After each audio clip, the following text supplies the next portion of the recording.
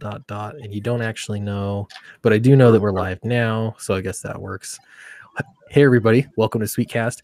If everything's working the way it should be, then you should be seeing ads right now, so you're actually missing this. But the way that YouTube has been working lately, they like to not show ads and demonetize every single video I post indiscriminately. So I don't know. We'll see how it goes. Indiscriminately or quite discriminately? Yeah. Well, let's see. They discriminately will defund or demonetize my channel, but they will indiscriminately they'll do it to every single video. You know, they don't even care as long as it's coming from Sweetcast. They've just been demonetizing it, and I have to request a manual review on every single video. Are you being false flagged, my friend? That's a good question. How do you know? The real trick. This is a pro tip. Just don't be monetized. Oh. I'm not getting any demonetization on my channel. There you go. You know, I have the same problem. Not being monetized, you can't get demonetized. You're already demonetized. Yeah. Preemptively demonetized yourself. Yeah, I like that. That way they can't get you. Azuka is in the chat. Howdy guys, we talking money tonight? Yeah, we're gonna talk about money. We're gonna get into all those taboo topics. I've got my stream going. I don't see. I'm gonna have to refresh. I don't even see that we're actually. It is live. It is live. We have 5 in the 5 watching. Oh, cool. Good. All right, I'm going with it then. Cool. That'll be good. Pete Marquez, hello, welcome. Matthew Fowler, hello. Let's have a party tonight. I think if you guys don't mind sharing this out wherever you can, Twitter, Facebook, we have 2 purposes tonight. One is to talk about comics economics and how much you get paid. This is always a question that people, it seems like they've avoided a lot, but there's a lot more information out there on how much artists, writers, everybody gets paid. So we're going to talk about that. But then we really want to push Flying Fortress and also Monster MD and see if we can make these guys a little bit more money. Thousands more. Let's aim high. That's right. Yeah. And if he's gonna, let's see, what's your goal tonight? Where are you at right now, Flying Fortress? I'm at 11,350. All right. So if you get to 12, what are you gonna do? If I get to 12, I don't know. I have a guitar here. All right. He's got to get. He will eat the guitar. I will eat the guitar if we get to 12. Let's see. Just checking out chat here. Gonzo the Great says, "Hey, Sweetcast, quick question. What do you use to make your thumbnails?" I use Photoshop. There might be faster ways, but I'm just familiar with it. So, yeah. Hope that answers your question. At Monster MD, we'll see if Vaughn comes in, if and when, and ask him what his goals are. But yeah. Should we jump into it? Let me share my screen. Yeah, let's jump. Everybody jump. Let's just like crisscross. Let's just I'm not going to be jumping. I'm sorry. I'm a building. It'd be hard to get off the ground. Yeah. And you remind me, this is the third reason we're here. Church of Failure is here. And we're not talking about, I mean, you don't have a book, or are you going to have a book soon? Who, me? Yeah. No, I do a comic show. I talk about comics, like you guys. Very cool. Yeah, you never know. Sometimes, a lot of people do both, but so yeah, that's another thing, and that's free. You don't have to do anything, but yeah, subscribe to the YouTube channel. Is called Church of Failure, right? Actually, it's the Gospel of Comics. Gospel of YouTube, youtube.com/c/Gospel of Comics. All right. Gospel of Comics is the name of the YouTube channel. So that's free. Yeah. And then we'll be pushing these campaigns too and see what we can do. Page rates. This is from 2017. You guys are going to have to help me make sense of this. Okay. That's what we're here for. By the way, if I look like I'm lost like this, it's because I'm lettering. I'm lettering drifting our off. Jim right now. You guys want to see a sneaky? Oh yeah, Absolutely. Don't tell Doug. I'm gonna stop sharing. I gotta see this. Here, let me do this. I'll just show you this real quick. Reveal. Yeah. Guards. There you go. Get my sister. That's it. It's gone. Oh, Never happened. no. Someone screenshot that. It's into ether. Yeah. As Michael King would say. I'm just going to go back and pause the YouTube video. We are. I like it. We're working this. I know we're talking about 2017 page rates, but I gotta say, yeah, I've followed Doug's career for a while. I've been a fan of his for a while, and this is the best art I have ever seen him do. You can tell his heart is in this. It's beautiful, beautiful stuff. It's got to feel good to get back. The story that you made, what it is, yeah, and then it's gone, and then to finally get it back. I'm sure that feels good. All right. Okay, let's share and let's dish. We don't have to be that strict on this kind of thing. I'm going to lock the screen on me though. Yeah, we can go any direction for sure in chat. Don't be afraid to give us your opinion too. But this is a survey from 2017.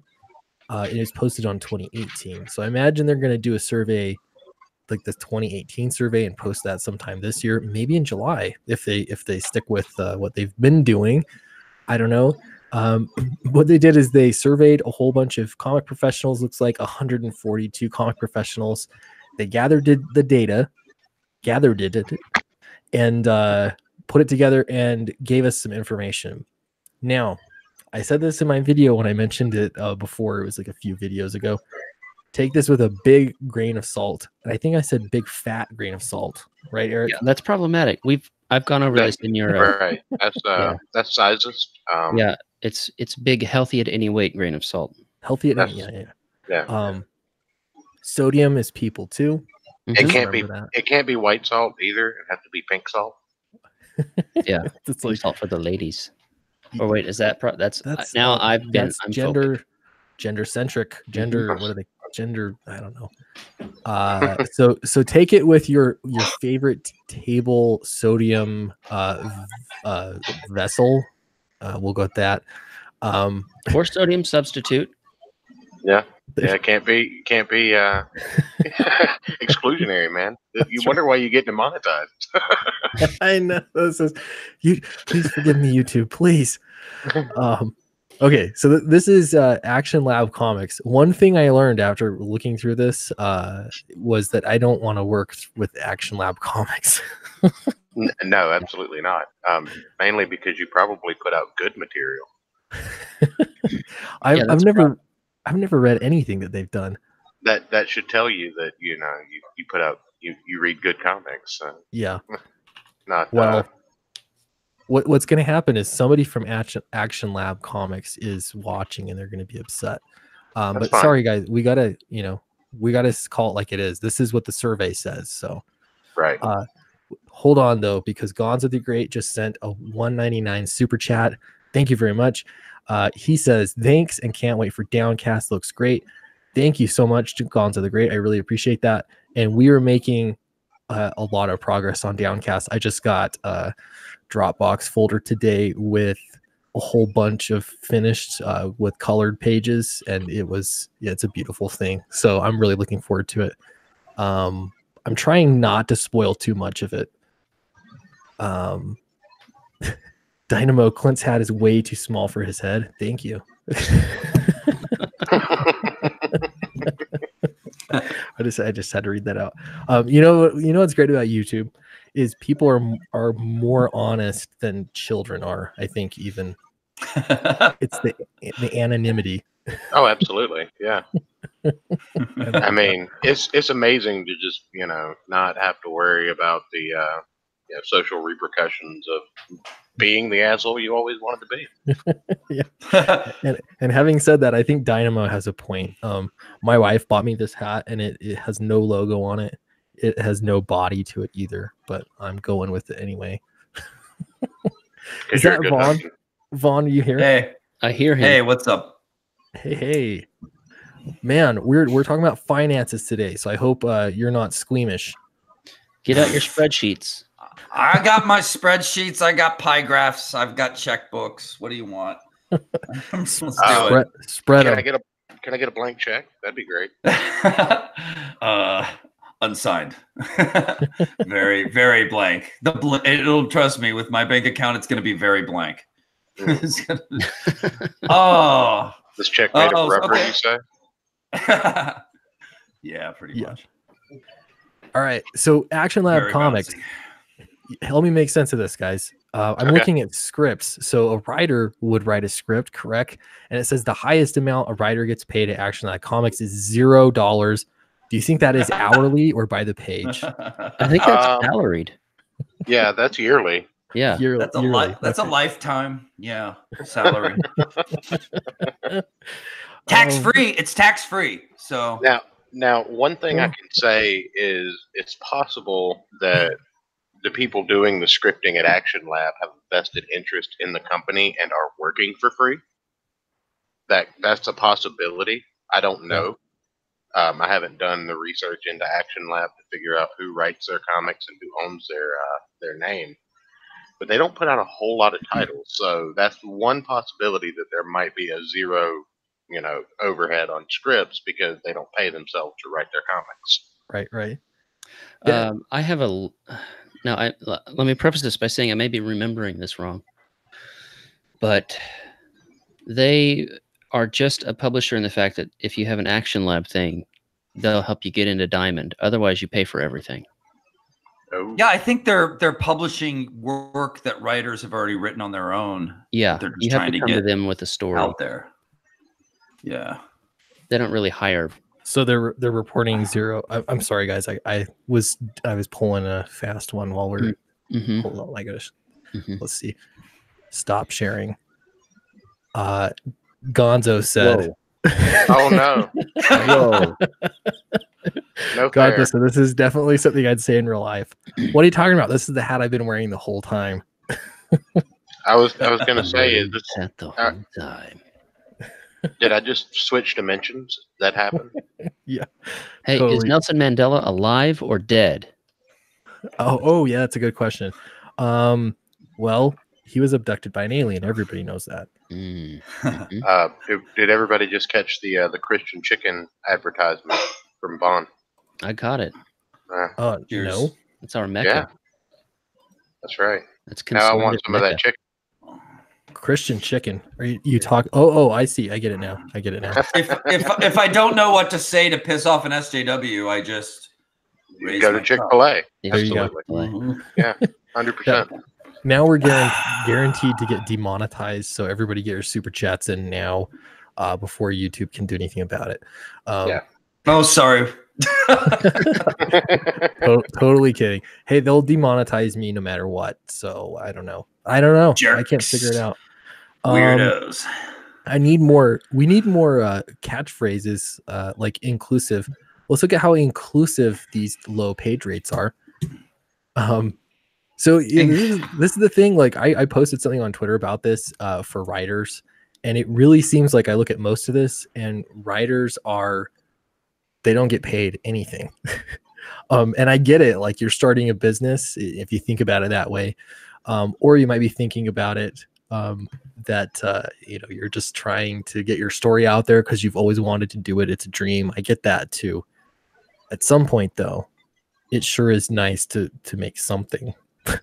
Whatever that is. So I don't know. Action Lab Comics is colors, $20 a page. That's weak. That is shocking. That's the high. People making their own comics and funding them themselves will pay their colors better than that. Yeah, that's tough. That's such a low price. I would feel miserable as like leading a creative team, starting something new, and to ask somebody even, hey, will you do this for $20 a page? Ouch. That's brutal. Yeah. That's a decent lettering rate. Yeah, that's actually, that is decent, huh? I think like 10 is even like not terrible. I've heard. I don't know. 10 is if you're just starting out. 10 is try to get 10. Yeah. Now, is that for hand lettering, or I mean, because isn't most lettering done digitally now? Yeah, absolutely. So, I mean, I would assume hand lettering probably would cost more. Yeah, which is why nobody does it. Yeah. I've not met anyone who does it. I don't hear people even mention it. It's like, you know, you might as well ask if someone could do hieroglyphs on your, Right. your comic. It's dying like calligraphy. I have a feeling I'm going to be asked for Yeah. hieroglyphs. Yeah. Dynamo says, and you're gonna say yes. yeah. Dynamo did say my hat is appropriately sized now, so thank you. But also Dynamo says the $20 per page is probably going to an Indian artist. I don't know. I've actually talked to Indian colorists, and they don't charge $20 an hour. Or $20 a page. It's still more than that. Yeah. I've worked on indie books where my colorist accepted 20 per page, but that's because we were both bottom of the barrel, just making a comic, you know, indie people without anything under our belt yet. Yeah. Now I will say, if you're having trouble finding work, and that's I get it, like with writers especially, it's rare that people are going out and hiring writers. So you kind of got to make it happen. And so, yeah, being willing to do it for free is, I don't know, it's kind of where you start out. I think of it as an internship. But yeah, coloring too. Like if you can't charge $40 or $50 or $60 a page or more, you might need to look at establishing some credibility, I guess. I don't know. I'm not a colorist. No, you just need to get some experience under your belt. But yeah. Yeah, 20 is that's rough. That's rough, especially if you're only getting one issue a month to work on. I mean, that's working 2 part-time jobs just to make ends meet. Oh yeah. Okay. And so, if you don't have a flatter and you're doing your own flats, oh boy. Yeah. Wow. What do flats go for? $5. $5 a page. Yeah. Ooh. I've done quite a bit of flatting when I was kind of trying to learn to color. That's how you lost all your hair, huh? Yeah.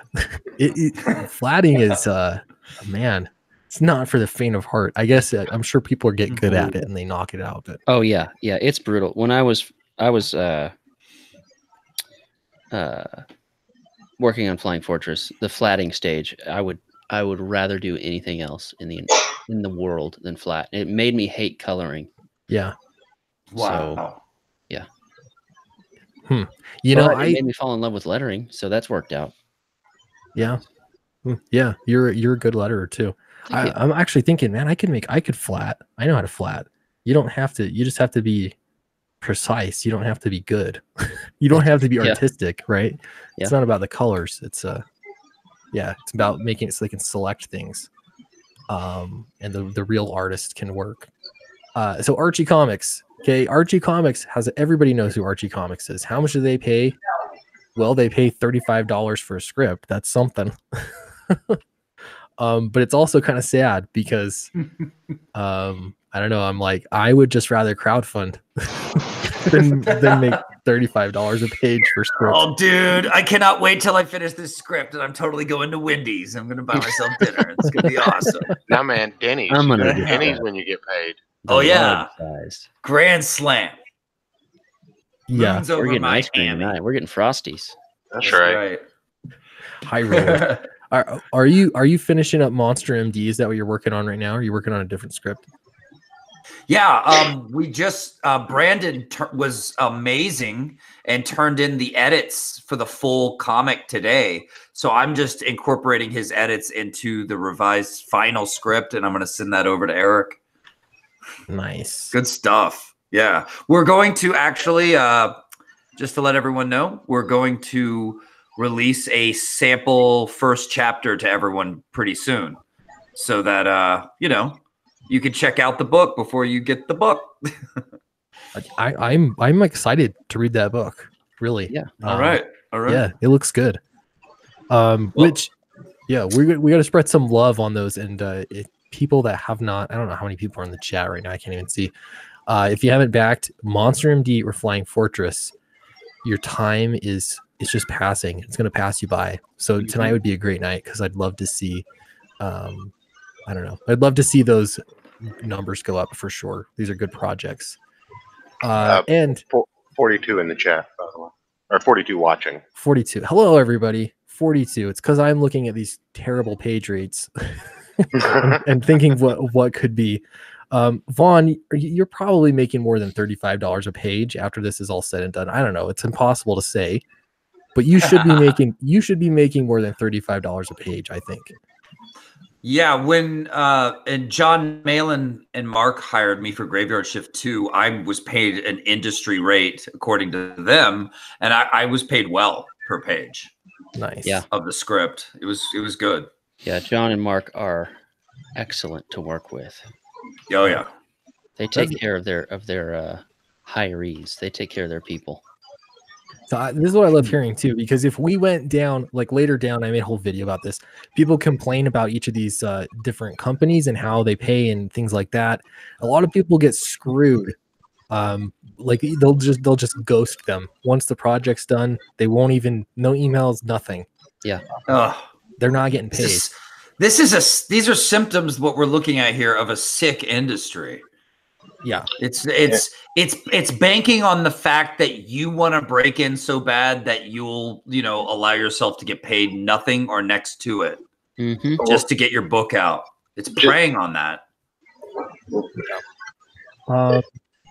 Yeah, $35 a page for scripts. Pencils are $95. This is better for sure if we compare it to Action Labs comics, that's for sure. Yeah. Line art is $225, so that I'm assuming pencils and inks or digital. Yeah, that's pretty good actually. That's, I mean, isn't it? Yeah, that's a good rate. Yeah, that's pretty good. But then it shows me, like I was looking at this at the same company that would pay a line artist $225 per page. They're paying a writer $35 per page, and that's I don't know. It makes me sad because writing is hard. But it's hard because you're a real writer. Everyone feels like they're a writer naturally, and they don't think it's that hard. I found this out after film school when every script I would turn in, no matter how good it was and how much I polished it to perfection, like the director or the producer, anybody, goddamn, like their girlfriends would come in and be like, yeah, I could edit this. Yeah, let's take some changes. Like it was like fun for them. They didn't care. Because writing, you can't, you know how you can look at an artist's work and just immediately tell that they're awesome and they just kick ass. Well, with writing, you can't do that. It's just words on a page. It just seems so easy for you. As long as you know how to write down words on a page, you figure, why couldn't I do it too? I know what's cool. I know what I like, So writing just exactly. So writing is that gray area, Yeah. I've got a thesaurus and everything. Exactly.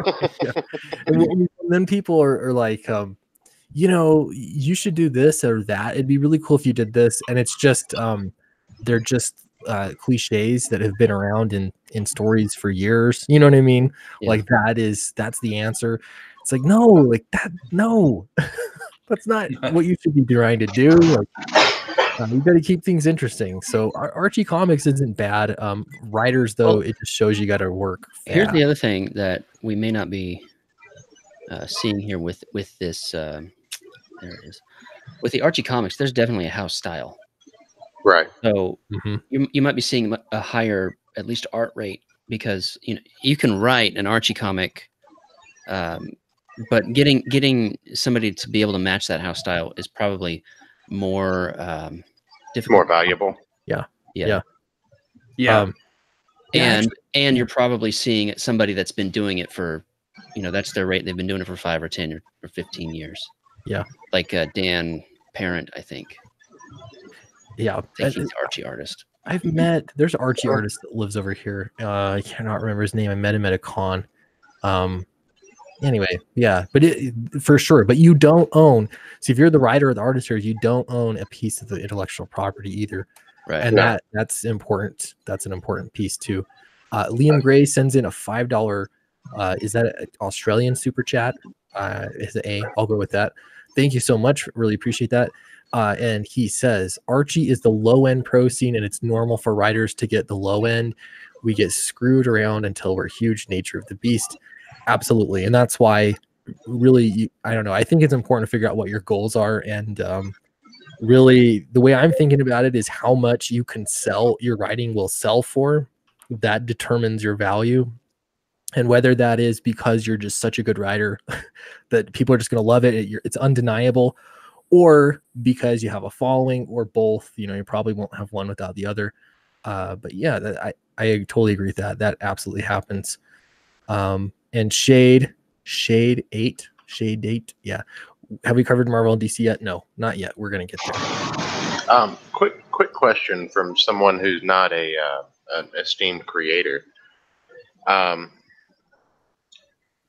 If, say, with Archie Comics, and you were talking about getting to Marvel and DC later, with the bigger companies and the licensed characters that have, you know, these Bibles that you have to basically follow to keep the continuity straight and all of that good stuff, that have this long, just drawn out lore and history. Maybe the scripts are lower because the writing has to be so, I don't know, formulaic to a certain degree. Possibly. I don't know. Yeah. Yeah, if there's an editor that's really I don't know, controlling things, and the writer's just doing the pencil pushing part of the job, I don't know, like filling in the blanks and adding dialogue, I guess.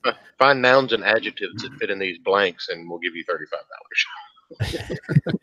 It's all Mad Libs. It's a Mad Lib. I love that. Yeah. Yeah. So these rates look better especially if you're an artist. And in fact, like, don't overlook $35 a page for a script. That's something. Yeah, that's better than zero. Yeah, better than zero. Yeah, you're when getting. you first said $35, I thought you meant $35 per script. Oh man, that's page rate. Make you even more sad. That's miserable. That would be awful. Liam Gray Anime Hitman sends in another $5 super chat. Thank you so much. He says Joe Q threw out the Bible rules at Marvel back in the early 2000s. Yeah, that's a whole other. That is a whole other issue. You're exactly right. Damn. Yeah. Black. What does Black Mask pay? Black Mask, it just says a potato. What's that?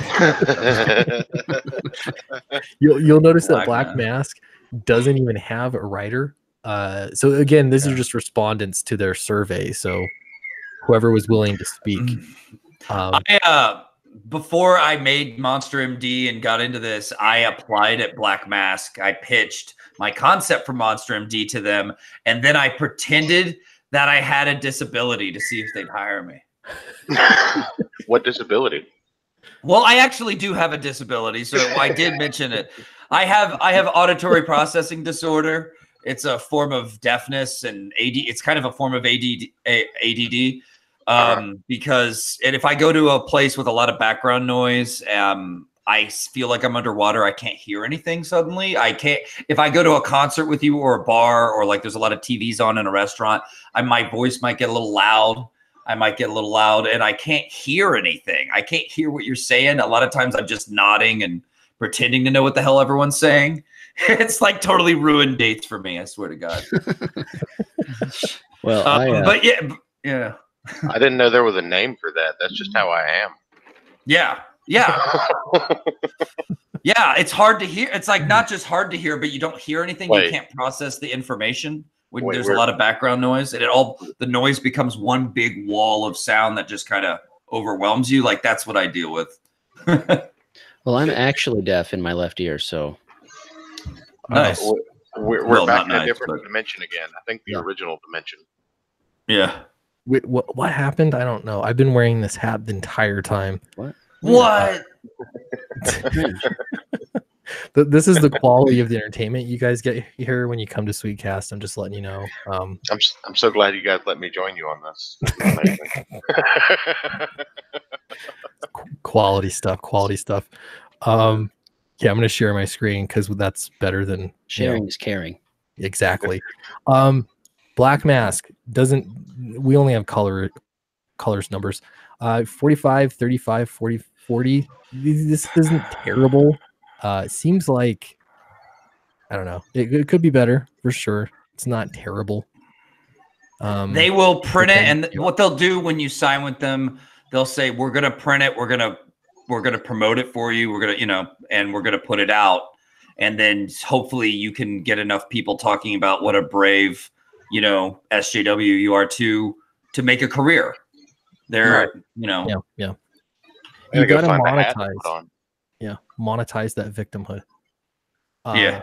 Yeah. Speaking of monetization, how's that? Let's look at some. I was just looking here at comics, and have you guys checked out Sithra 5 and 6? Oh yeah, I backed that bad boy. So did I. Yeah, I got the whole slew of them. He's doing really well. Wow. Yeah. I will say, so I was on the mailing list, and I think he goofed because he may have changed it. I don't know, but he sent out this mailing list with the discounts, right? I was like, yeah, I want the discount because I'm not a Patreon subscriber, Patreon. I'm a Patreon follower. I'm not a subscriber, so you still get some updates without paying. You don't get all the you don't get all the paid stuff, but. Anyways, I got the email and I was like, oh, sweet. I want the ones with the slipcases because I saw the campaign first and it was like, what, $160 with shipping? Mm-hmm. And so I was like, cool. Let me see what the discount is. I go in there and the discount with shipping was $159. Nice. So it was $1 savings. Hey.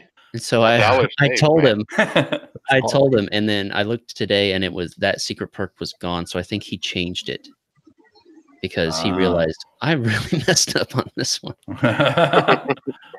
Boomer Doug, man. Yeah, it happens. So I went ahead and got the 6 books without the slipcase. With all these books, I take it he's been rocking stuff for a while, already had a built-in fan base, right? Oh yeah, big time. He's the creator of Earthworm. Oh no. Yeah. We're talking. This is Jason Brubaker. Well, now I got these confused here. Jason Brubaker did these, and he's okay. Sorry, I saw Earthworm Jim. You were. Oh yeah, that's right next to it. He's also doing really well. Yeah.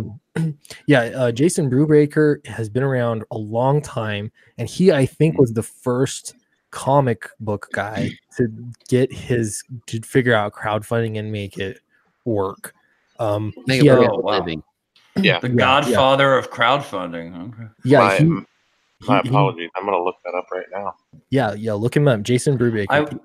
And I looked at his campaign. I watched the trailer. The trailer was about just all the stuff you get, but I didn't really get into the story or the characters, so I still don't really know what it's about. Yeah, this is 5 and 6 of a 6-part chapter, and he did one. I think I don't know if they originally Kickstarter. This is first Indiegogo, so I think he may have been talking to the audience of people that already own the book. Yeah, that makes sense. And I think you can read it all on what's that? Webtoons, I think it's called. Yeah, I think you're right. Yeah, because he got a Webtoons contract, and so he was doing that on there. I don't know if it's still up there or not. If things have changed, that was a few years ago. So yeah. Oh, cool. Okay. Yeah. No, has he been doing this to 2015? It says. I think he's been doing it longer than that. This book was 2015, but he's been doing the crowdfunding thing for a long time. He did Remind. I think that was his first book and he pioneered some of this stuff. I think it's evolved, and like now that I look at his campaign, I would change a few things myself, but he really does this on his own. Like he's just got his head down. He's doing his own thing. I've actually talked to him a few times over email. I keep trying to work out a time that we can stream together, but he's got a very limited schedule because he works during the day on his streaming and everything and books, and I've got a day job, unfortunately. So that's why you can't join in on my stream. I know. I got to do something about that. But yeah, his book's good. I mean, I'm assuming it looks really good. I'm excited to get it. I bought the whole series. Wow. But speaking of good books, how's that? Let me lock the screen on me. Let's talk about Monster transition. Yeah. Yeah, guys.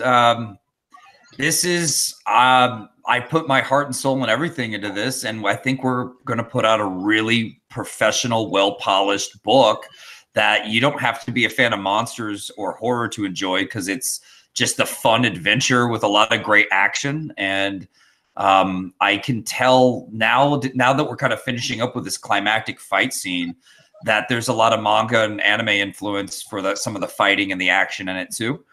So you get, all the stuff that I've grown up loving and studying and kind of learning from have made their way into this book about an underground doctor to the local monsters who thinks he wants out and finds out that the masked madman who cut off his arm and ruined his medical career once before is out there hunting monsters. He should be their protector, but he wants to bail on them. He's tired of all the danger. He's tired of almost getting eaten every other Tuesday night. And then his invisible surgical assistant and close friend Heidi gets kidnapped, and he has to make a decision. Is he going to, bail on the monsters, or is he going to work with them to win her back? So he ends up having to depend on his paranormal patients more than ever before. So it's 113 pages. It just gained in pages. It was 112, but we just added a new page. 113 pages, full color, amazing art by Marco Maccagni, an Italian artist that I think everyone's going to know really well really soon. And our amazing colorist Tanya Wicker, who definitely needs to put herself out there more and jump more into more books, because I think she is just awesome and I want to see her soar. And this is the best thing I've ever written. I've been a screenwriter for years. I've moved on past screenwriting into just loving comics and making books, and I'm going to just keep making books. I just hope I can be successful with this one. So far, we've done pretty well. I just hope more people will check it out and spread the word. Yeah. This is something that could get to 21,000. What are you going to do if it hits 21,000 by the end of the stream? I'll make me and my cat will dance together. I'll get my cat and I will salsa with my cat. It has to be polka.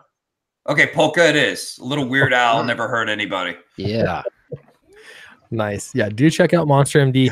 Let me see. I'm going to post the link in the chat again. Oh, I'm already buying it. So do it. Thank you. I've been thinking about it for a while, but just actually hearing this guy, I've gotta buy this. Yep. It's and what's cool about it is that there's so much I'm holding back. So you think you hear a lot? No, you're not getting the whole story. This zombie arm of his, this undead arm he has sewn on, you get to find out how he gets that, and you get to see him go from someone who's just a doctor to the local monsters to someone who kind of starts to have powers of his own along the way. So it gets pretty cool. I just posted the Google Hangout link. Oh no, you don't even need to say that out loud. I know. Somebody Dirac can let me know. Wrong link, I think. Yeah, don't do that one. And I mean, you could say hi. I guess we could boot you if you have a problem, but there's the link to Monster MD. It's weird. You mean I didn't even have to plan to come on the stream? All I did was have to watch it and wait for you to mess this up. Apparently. It's because a real professional, right? Did any of you guys watch the trailer to Monster MD that I made? Yeah. How did you think it came out? Did it come out okay, or should I modeled my trailer after your trailer, so I think it went well.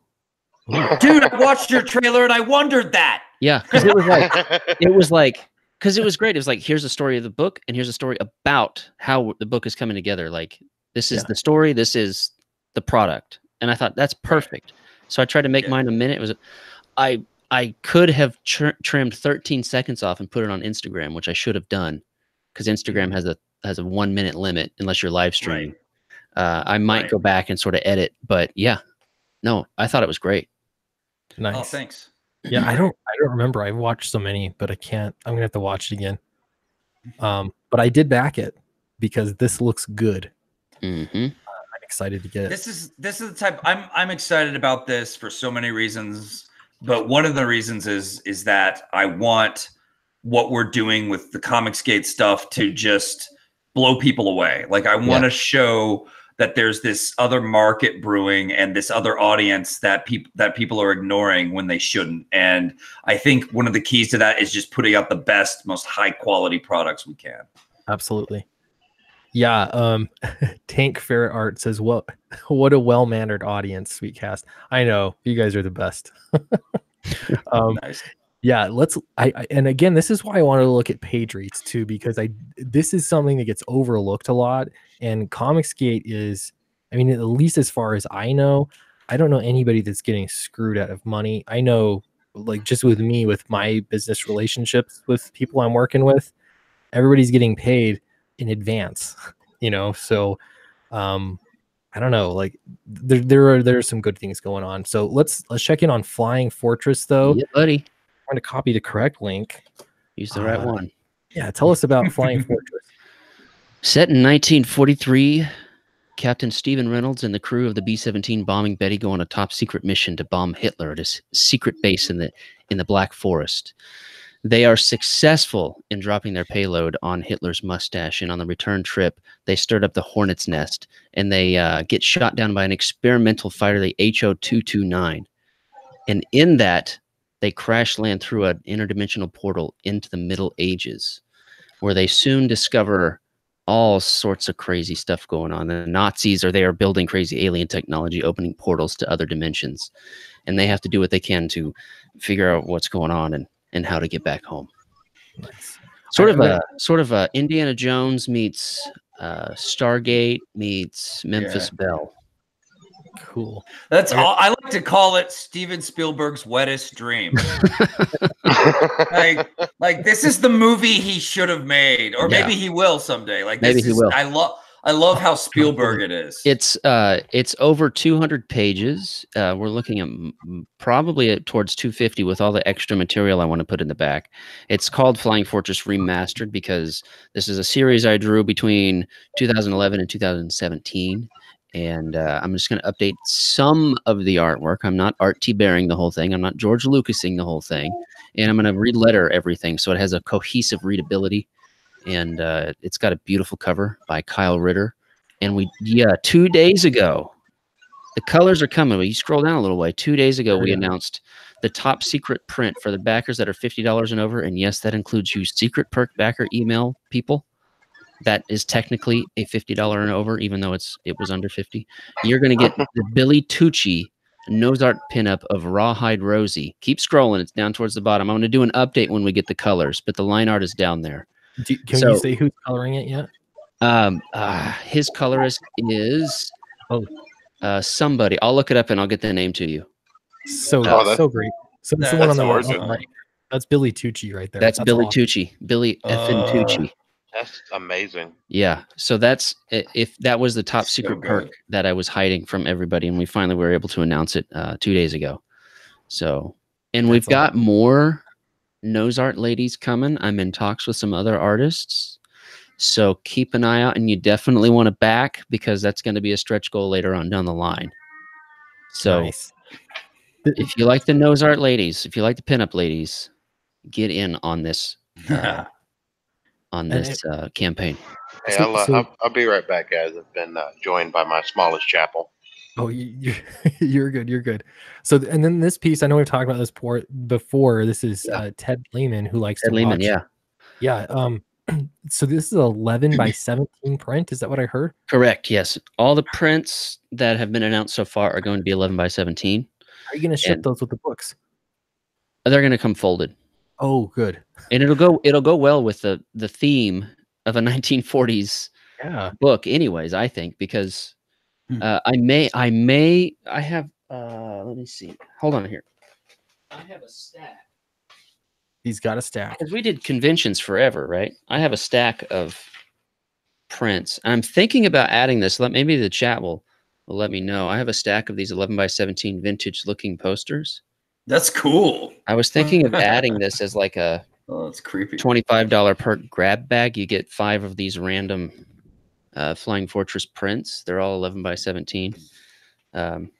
Some of them we did I added all the distress, which I actually found a really cool technique in doing this. So if there are any artists out there, any designers, and you need like here, I'll show you. Well, I don't want to. If you need like these wrinkles and these like if it was folded over, right, and then you fold it back and all the pigment gets out of it. I found out that if you get black wrapping paper, and then you don't wad it up because then it's too much, but you fold creases in it and you punch you kind of hit it with a pencil or your finger and you get all these little marks, and then you scan that in, invert the colors, then you can make all of those little shapes into brushes, and they're just the most organic torn paper brushes. I'll censor this one for YouTube, but yeah, it's wonderful. So that we did some vintage posters. This was the volume 1 cover. So I'm thinking a $25 tier, and you can get just a grab bag of vintage Flying Fortress posters.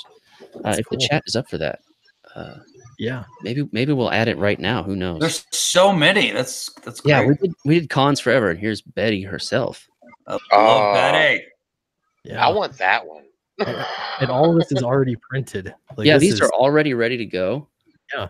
So Tank Fair Art says, I flippin' love Flying Fortress. Thank you for being clean so as YouTube doesn't censor us. Yeah. We need to cover up the National Socialist Party symbol. I would get some concerned moms, right? It got really weird after 2016, I'll tell you. You'd get some concerned moms like, I don't know if I want to have the swastika up in my son's room. And then the dad would be like, but the bombers are flying in to blow it up. Like, yeah, they're fighting the Nazis. Yeah, they're fighting the Nazis. Not spooning them. I just posted the link. For Flying Fortress in the chat. You're at 11,350. Yeah, I would love to see any of these numbers go up. Both $12,000, and I'll do the rest of the show as Emperor Palpatine. Emperor Palpatine. Give us just Wait, a taste. you're not already. That'd be great. Palpatine? Do it. All right. I'm afraid you'll find the Flying Fortress is quite operational when your friends arrive. I backed Flying Fortress. I don't know how fast I backed it. I backed it pretty fast because it's everything I want out of a book, and it was a good deal for the amount of content you get. And I've liked Eric's art for a while before I even saw this go up. So to me, it was just like a win-win. And World War II adventure, sign me up. Yeah, thank you. Love it. I'm happy to have every backer I have. You all are bleh. Let's rewind. You are all wonderful people, beautiful human beings, and maybe Neanderthals in there too. I take them. Yeah. I love them. And all the Matthew Fowler are going to say thank you for posting links. Keep it up if you can. That's great. And everybody, don't forget, I backed both of these projects because both of them, or I really want both of them. So I don't know. Really, strongly consider it. How's that? I should even 16 days left. You're gonna have to get one for me next week. I'm only allowed to back one thing a week. There you go. I appreciate it. Fair enough. I appreciate it. Next week. All right, let's talk about some more page rates. I know that's what everyone's here for. What are your guys' page rates? Let's get personal. Personal? No, let's not do that. No. Let's yeah. Do that off there. They know my page rates. They hired me. That's true. Yeah. Yeah. Me and Eric were talking a little bit, and I was like, "What? I don't even know what my page rate is as a writer. Like, I don't even know what's out there." So that's kind of what got me on this, and I'm like, I'll work for myself. So how do they get the Chick-fil-A to you and keep it fresh? They call into your local Chick-fil-A and have it pre-order it for you. Yeah. Okay. All right. Yeah. And you know what? To get these things funded too, I gotta say, everyone that's watching, if you don't mind sharing it, then that'll help get more people watching and hopefully more backers that haven't backed it yet. Because I know a lot of you have, but yeah, that definitely helps. Boom Studios. This is looking a little bit better to me. What does Boom do? I'm trying to think. I don't think I've read any Boom. They do all the kid stuff. They do. Well, yeah, they do a lot of kid stuff. They do a lot of licensed stuff. Yeah. Oh yeah. Let me go to Boom Studios and read some stuff. Yeah, Adventure there's some. Time. They like do the Cartoon Network stuff. They did Adventure 28 Days Time. Later. They have some adult stuff as well. It's Yeah, not just all they've got kids a good. stuff. Boombox is mainly their kid imprint. Yeah, Yeah. they have Big Trouble Little China, Bill and Ted. Mm-hmm. They have Yeah, a lot of licensed light. stuff that. Yeah, I anything definitely- Dynamite doesn't have. Yeah, exactly. All right. Well, their page rates are better. This is where I feel like you get to Power Rangers. I'm sorry, Power Rangers. That's what they do. They do Power Rangers. Nice. Yeah. Oh yeah, Draken's reminding us too. Awesome. Looks like they have Buffy these days too. Oh really? I thought they got that from Dark Horse. They got Buffy from Dark Horse recently. I think I read that. Yeah. Wow. I wonder how much it costs to get a licensed. Even if it was just something that's been kind of dead for a while. I have no idea. Yeah. I'm not sure. Because the price will go down, right? Like if it's something no one cares, it's not really selling. Right. Yeah. Right. Rehash. I don't know. Yeah, I don't know. There's potential though for sure because people recognize it. And the last thing I saw that they did an advertisement for was Ronin Island. They were pushing Ronin Island. Oh my God, they have RoboCop and Rocco's Modern Life right next to each other. It's good stuff. Wow, that's actually quite awesome. Is that a team up yet? What's that? That would be nice. Is that a team up yet? Hello, Heifer. So, my favorite scene on Rocco's Modern Life is where Heifer comes over and he's like, "Hello, Heifer. We're just playing a little game." And Heifer walks in and they're all sitting around a table with a monkey with his ass up in the air and they're all holding paddles. Just standing around a monkey with his ass in the air. Doesn't tell them what they're playing. But yeah, like that show got away with so much They're nasty spanking their stuff. monkey. They're just spanking the monkey. Oh my God. Playing Spank the Monkey. And then they would always eat at the Chicken Choke. That was their restaurant. Oh my God. Man, it's been so long since I've seen that show. I don't even. Yeah, I don't remember. Oh yeah, the dog's Just name was pure Spunky. filth. Yeah. Spunky. Oh my God. Yeah. Just one giant jerk off joke. Well, maybe that's the $50 page rate then. Rocco's. If you're writing Rocco's Modern Life, you get $50 a page. If you're writing, I don't know, RoboCop, you're getting 25. I don't know. These page rates aren't bad though.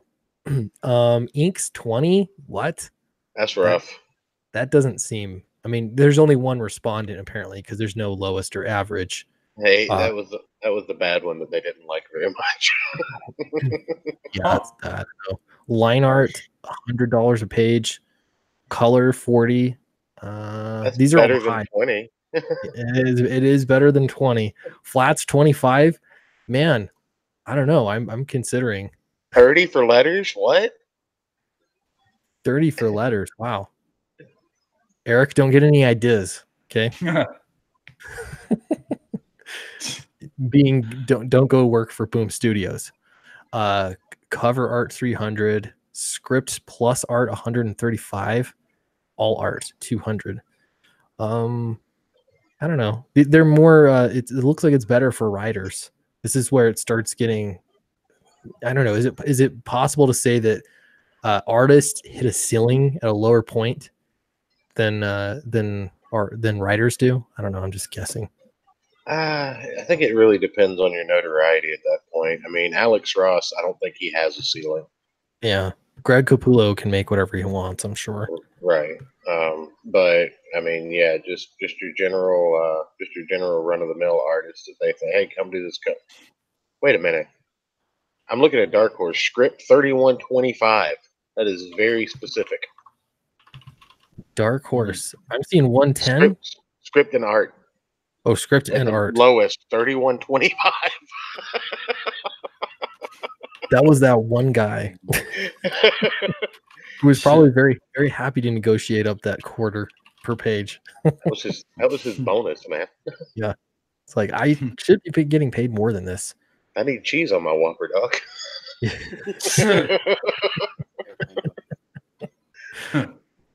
Okay, DC Comics. These are we're getting into the big ones, big boys here.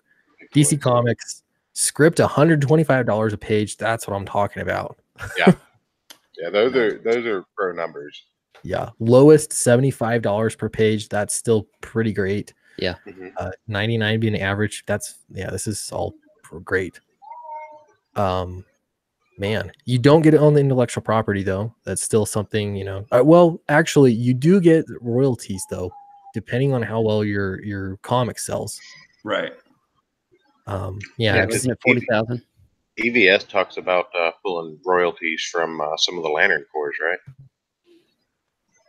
Yeah, he's talked about royalties in the past on different books. If a book sells over 40,000, you get royalties on every sale after that. Yeah. Those numbers break my heart. 40,000. Jimmy Olsen, Superman's pal Jimmy Olsen sold 1 million copies to the direct market back in the day. Yeah. It's crazy. Things have changed so much from it being mass. Like normally crowdfunding wouldn't make a ton of sense in that you're not getting out to the masses, but in the industry right now, it's like you're still not getting out to the masses. So yeah, because it's just people that go to comic book stores. Yeah. Yep. Now, if comic books ever start going back on store shelves and spinner racks by the checkout, by the candy, then you probably start seeing those hundreds of thousands and millions of sales. Well, I'm going to interject there just real quick. Not that I disagree with you on that, but I think it's more the barrier to entry on the price point of a cover price. Oh yeah, I agree. $4 to $5. I did a couple of summers in a comic shop when I was a little younger. I still go to it. But one thing that I've noticed is when you have kids, they have an allotment of money. You know, the kids don't do chores anymore. So, I do. You know, well, you know what I'm saying? Like your average parent doesn't discipline their children anymore. So, you know, you give them $5 to leave you alone, and they walk into a store and you have sports cards. Yeah, that's my youngest being difficult.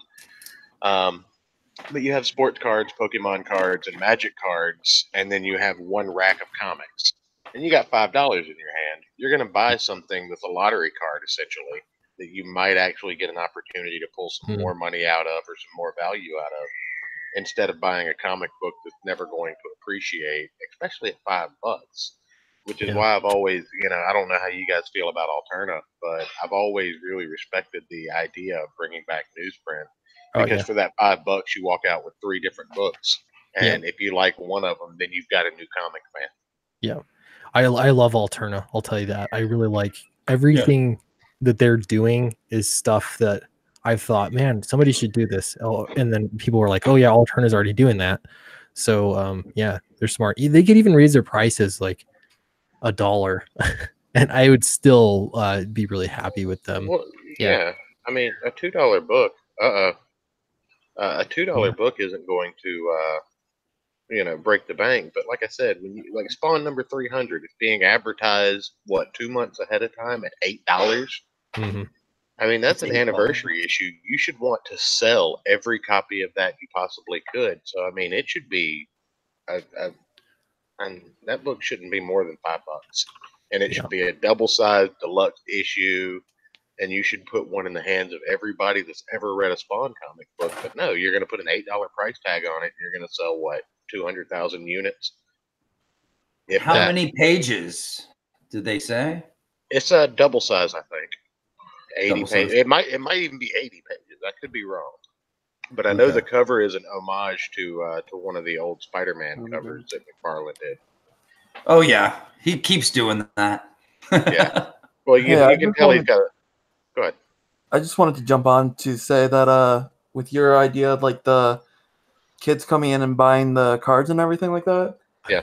A lot of the parents that come in that buy the cards when you're running a shop like that, what they're doing is they're covering up their own hobby. Oh, absolutely. Yeah. Because a lot of the husbands that come in are like, yeah, I'm trying to get the kid into this so my wife doesn't yell at me. Yeah, they're gambling addicts. You spend $200 to try and make $500 once a week, and you know you just end up going broke with a bunch of fake Tom Brady rookie cards off of Amazon. Yeah. Well, Hi, Draken. This is what happens when you post a link in the chat. Yeah. But I'm always happy to talk to Draken, or Dragon, right? It's Bob. Bob. Okay. We're gonna go with Bob today. If we can circle back around to the cover price talk, I just opened Print Ninja just because they have a print calculator. Yeah. So if you have a book that sells 40,000 units and it's priced at $4.99, right? You would assume it would cost a whole lot more than 38 cents to print that book.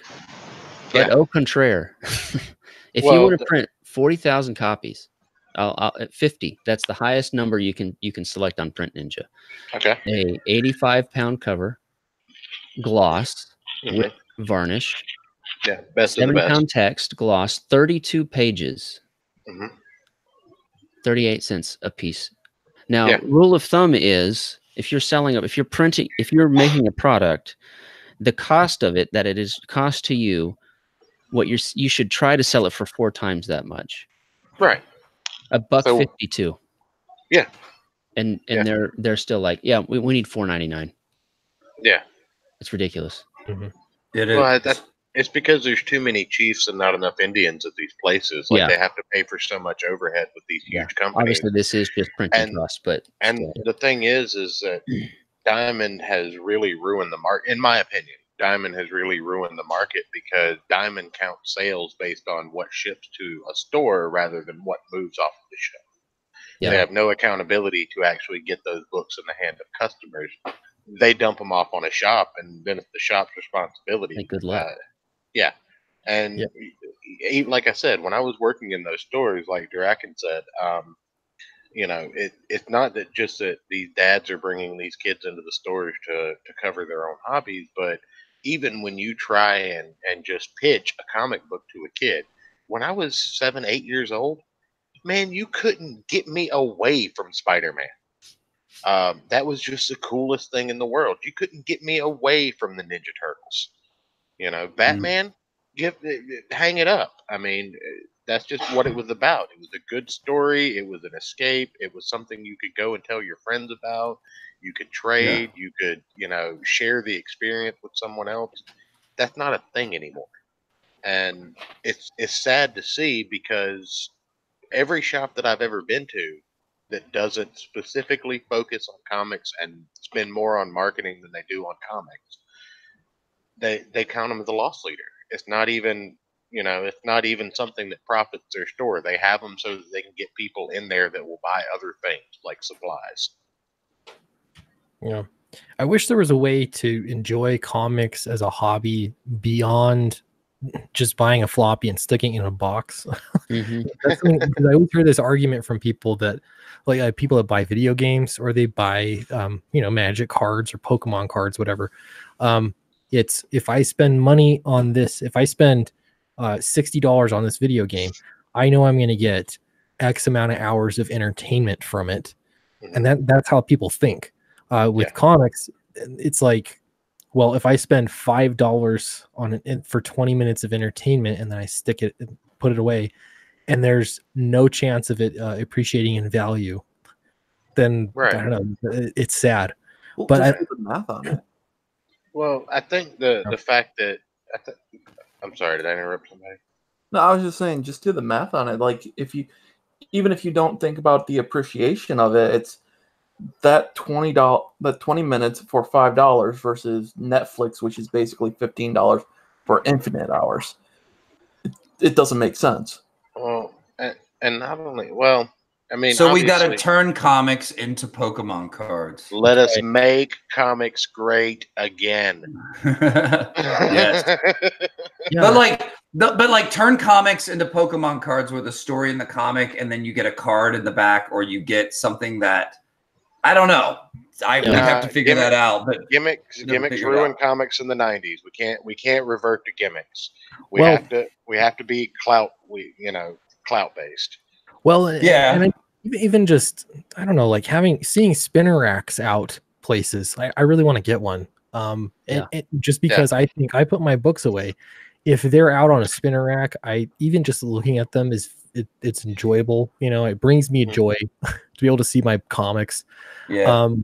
I don't know. There's just it's just such a hidden thing, especially even when buying them. You're either buying it on the internet or you're buying it at a local comic shop. But most people don't even know that they still make comics. They think they're just movies now, and that's it. Yeah. Yeah. Yeah, So- there are people out there that don't know that comics still exist. Yeah. I think I brought it up talked to a here, few right? of them, yeah.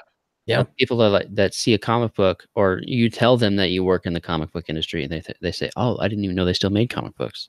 So they're just out of, you know, Joe Q's peripheral vision. So even then, it's like if they're in 7-Elevens and if they're in, you know, grocery stores, just seeing them out might have a bump in sales. And obviously, the price point's going to be a factor, but they're not there, so we don't know. Right. Yeah. Well, speaking of, because I do think here, I'm going to share the screen again. Your ghost is back. Yeah, your ghost came back. Why is my screen share? My Wait, the ghost. door's closed again? What? Yeah, believe it. I was actually telling evil my is wife, this? you know, we should have you come on a stream sometime. It'll be fun. Like ghost reveal. But yeah, Oh yeah. sometimes she needs to get in and out, and she does not want anyone to see. So No, what you do is you make that a subscriber goal, man. Make that a 5K goal. there you go. Yeah, Interview with the ghost. that's right. You do all sorts of stuff with that.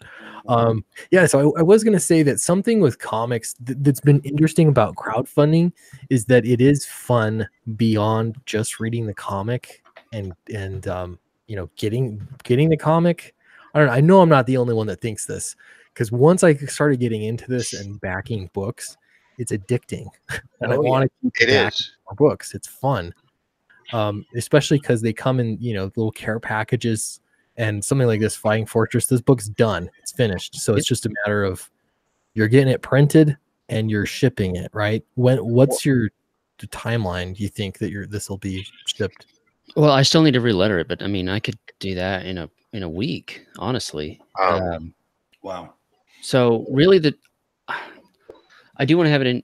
I'm thinking about having it in demand. I want to, but it depends on where the campaign ends, because I have sort of a, you know, you have your goal, and then you have the goal.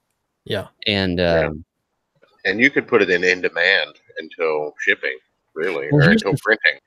Here's what I'm not sure about that I wanted to figure out is, because I have, as many of you know, after this is Operation Zephyr. After this is my Oz book. And what I'm trying to figure out is, can I have fulfilled my initial campaign, still be in demand, and just leave that open even if Oz is going? I don't Sort of think yes, sort of no. You can, but I wouldn't advise it.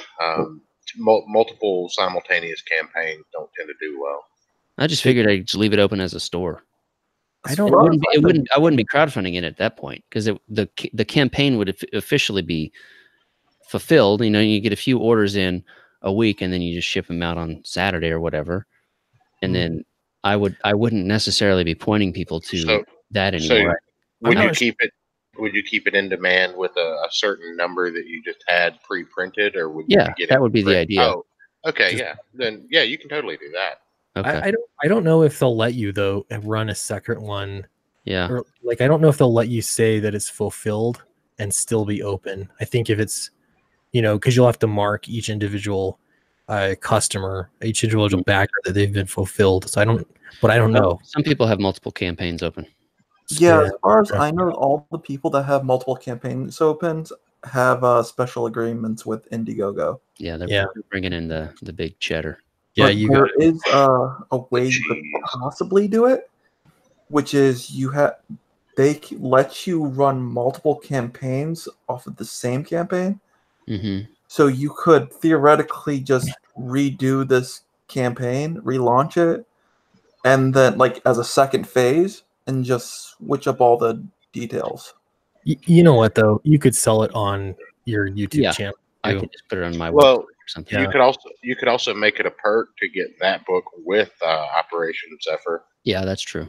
Yeah, there's But so I need General Palpatine here because we're gonna look at this number. I'm gonna refresh it, and I don't want to be embarrassed. Okay, You're people. gonna be embarrassed. So I'm gonna refresh. People back in this book. There's too many. I'm gonna be like, oh my goodness. There's 230 backers right now. I'm gonna refresh this because why not? And we'll see how it goes. 230 backers, refreshing. Let's go. Refreshing, still 230 backers. Yeah, if you have not checked out Flying Fortress yet, remastered, please do, because there's some great art. Yeah. Even alone, just for the cover and for the like this print.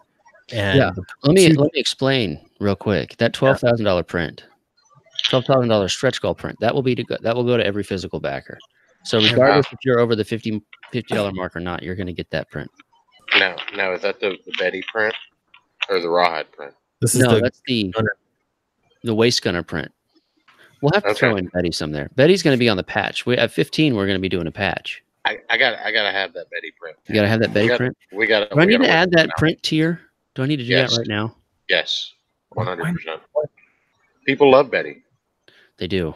Look, I'm gonna show Betty to Mrs. Church right now. My grandmother was a Betty. My grandma was a Betty, and she grew up in that era. You know, she was in that era. My granddad was training guys to go overseas and fight, and yeah, Betty Bomber, man, Betty Bombers. We gotta do it. Okay.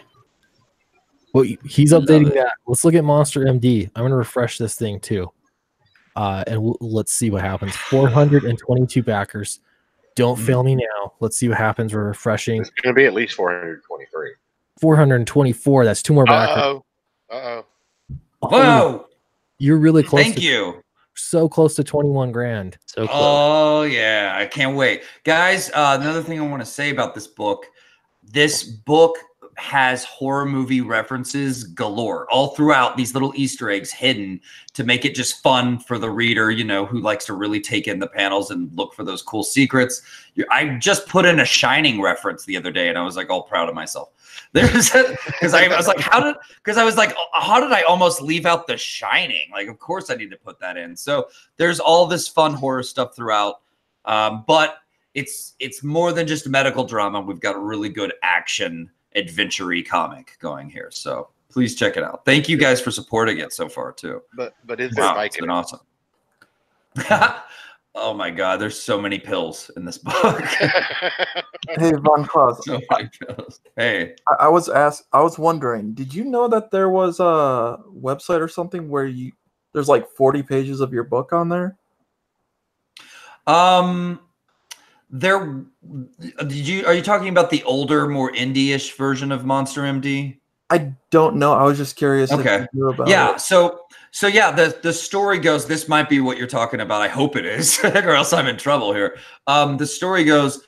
There was the first version of Monster MD that I started on in 2015 with a different artist. I put that up on Tapas some time ago.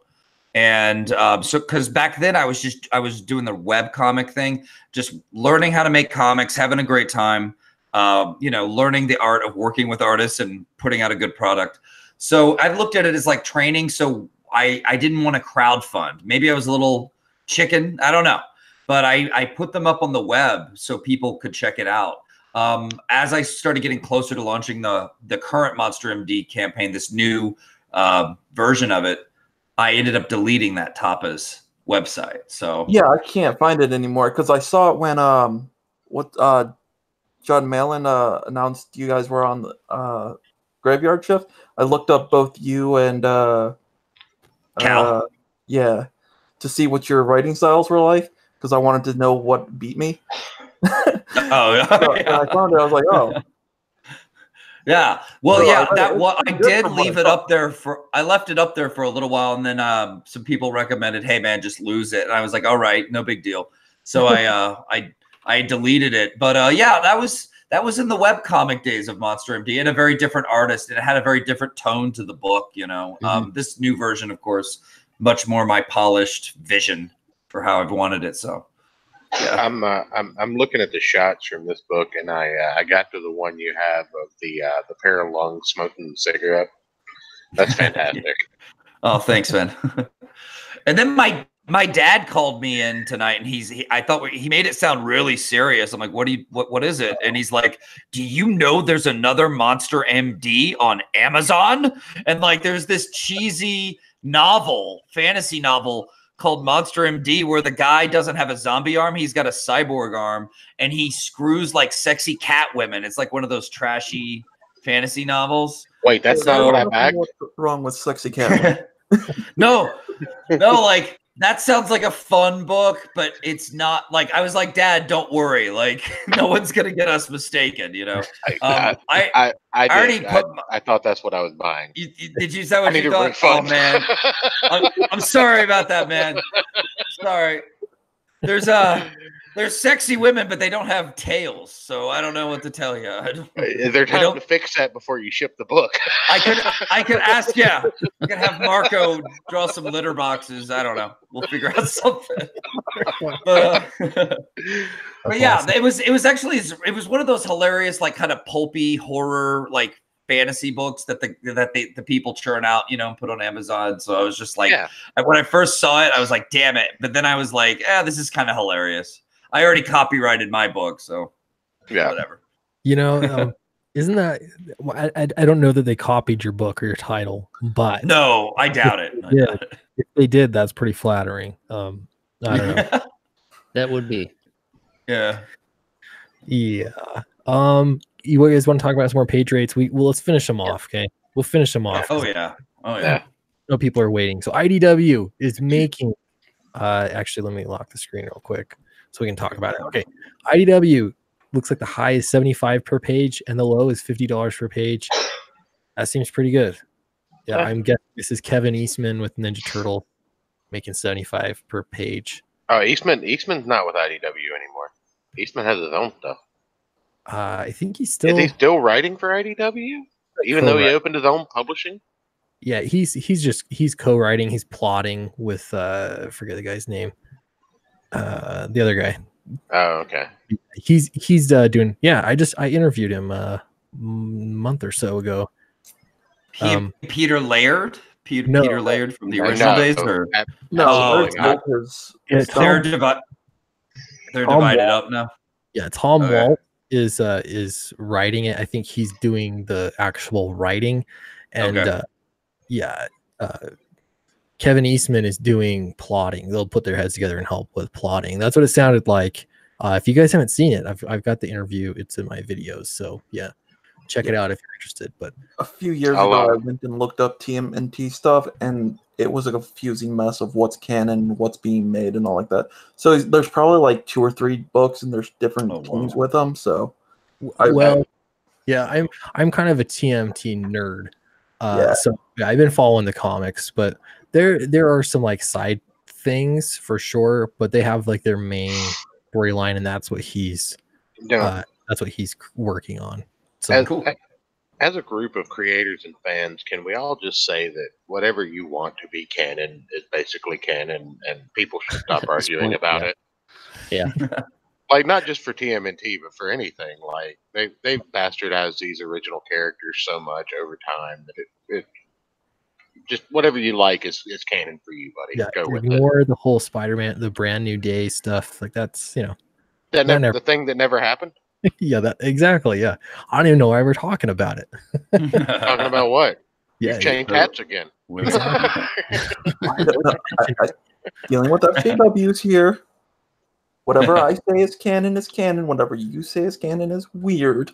I get to make the rules as long as I own the IP. That reminds me, I need to look into buying. How do I get the rights to write Beast Wars comic series? Because I feel like the story needs to be told more. So I think I'm just going to do fan fiction, and we'll consider it canon. Just make a Patreon for your Beast Wars fan fiction. Exactly. What are your page rates going to be? Page rates? Well, I'll be paying myself, so it'll probably be negative. Okay. Guessing. So it's pretty much indie comics. Yeah, exactly. Videos. Can not Boom, but whoever that first one was. Yeah. Well, how much do you have to change it for it not to be like, again, Monster MD? It's got cat ladies in it, so therefore it's not infringing on copyright? Can I do a Beast Wars? Like, what do I have to change? You can make it and not sell it. Well, Or you can sell it, but it can only be one copy of it. What if I want to sell it? And what if I change the name to like Yeast Wars? Sounds like bakers that transform into robots. Man, you have a much better take on that than I do. Maybe if you were independent.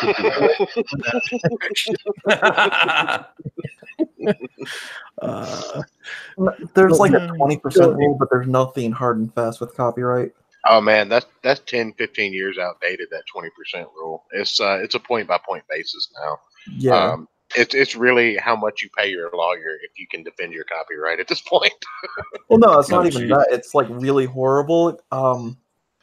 Like even if you have solid case for the whole thing, the law basically sets it up so that even if you can prove that you own the copyright, you made it first, everything about it is you owning it. If they can argue that, like say Disney wanted to own your copyright, they could just because they can use it to make more money with it than you can. Yeah.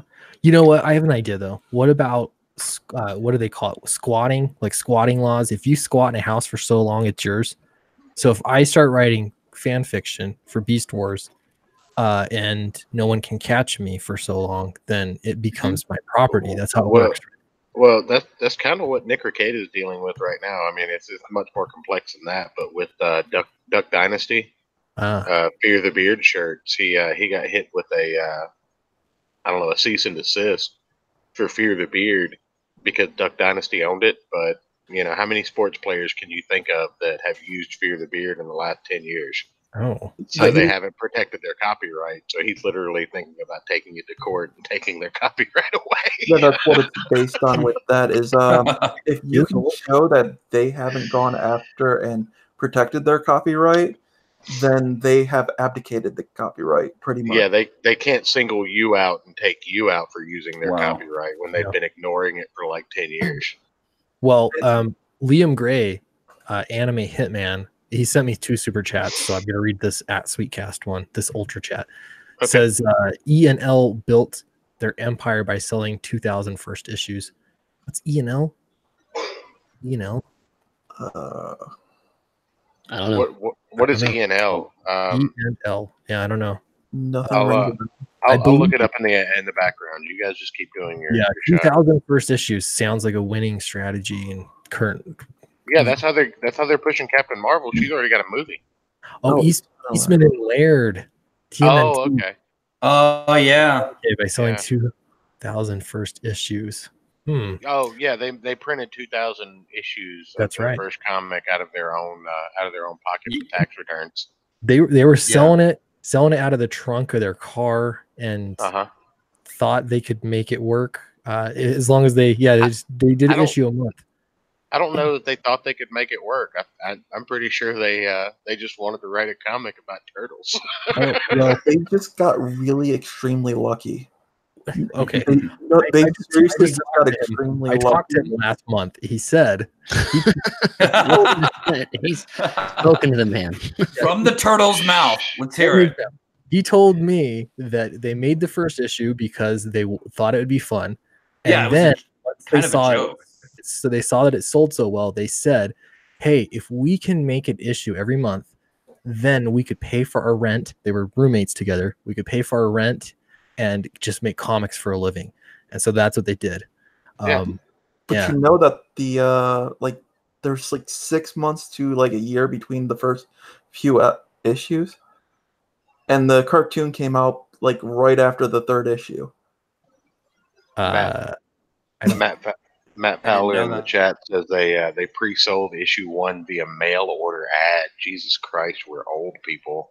Wow. 3,000 copies. That's actually not bad, mail order like that, an ad. Yeah. So the whole we can sell it by month, like every month thing. It's like, but you didn't do that.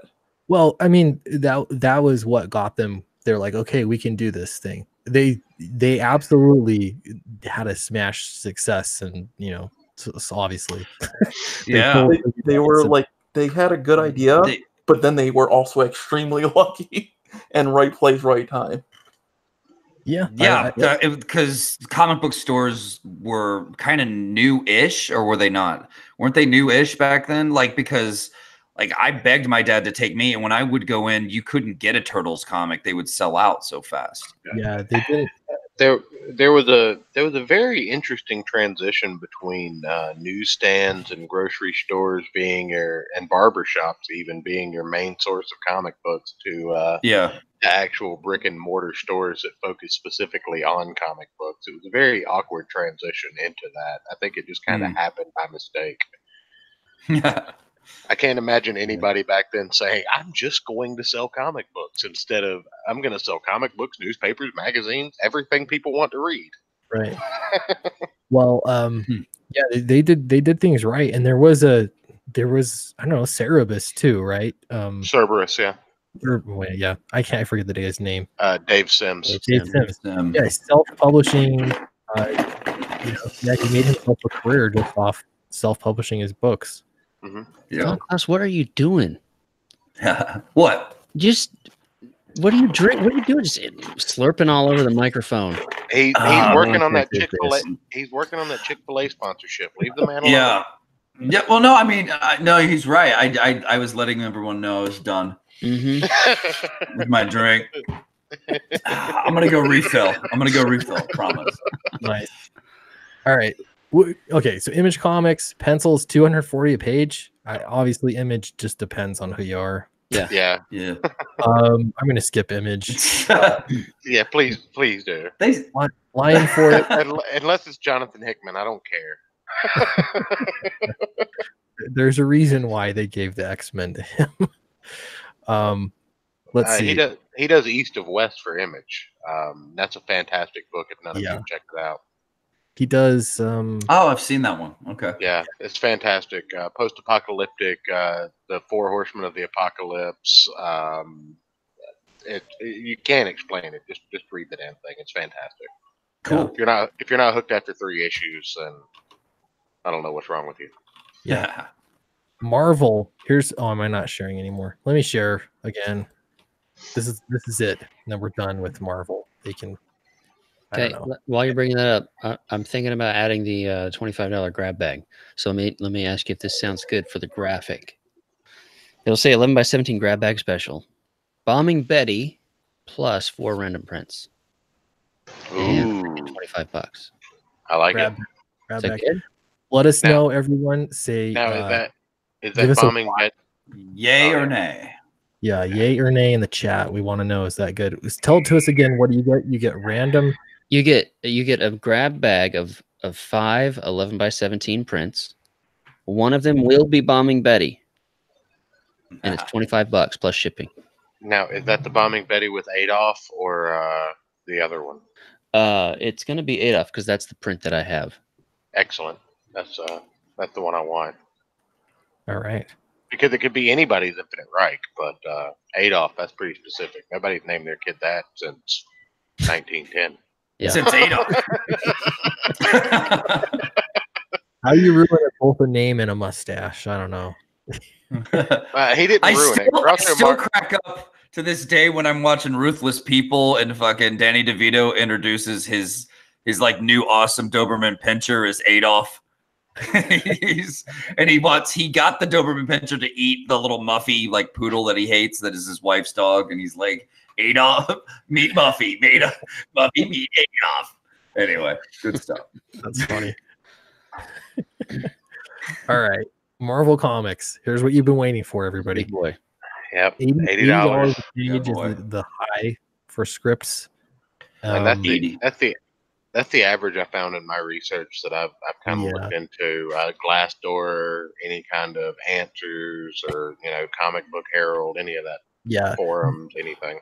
This is just their sample size of 140 something people, and who knows how many of them work for Marvel.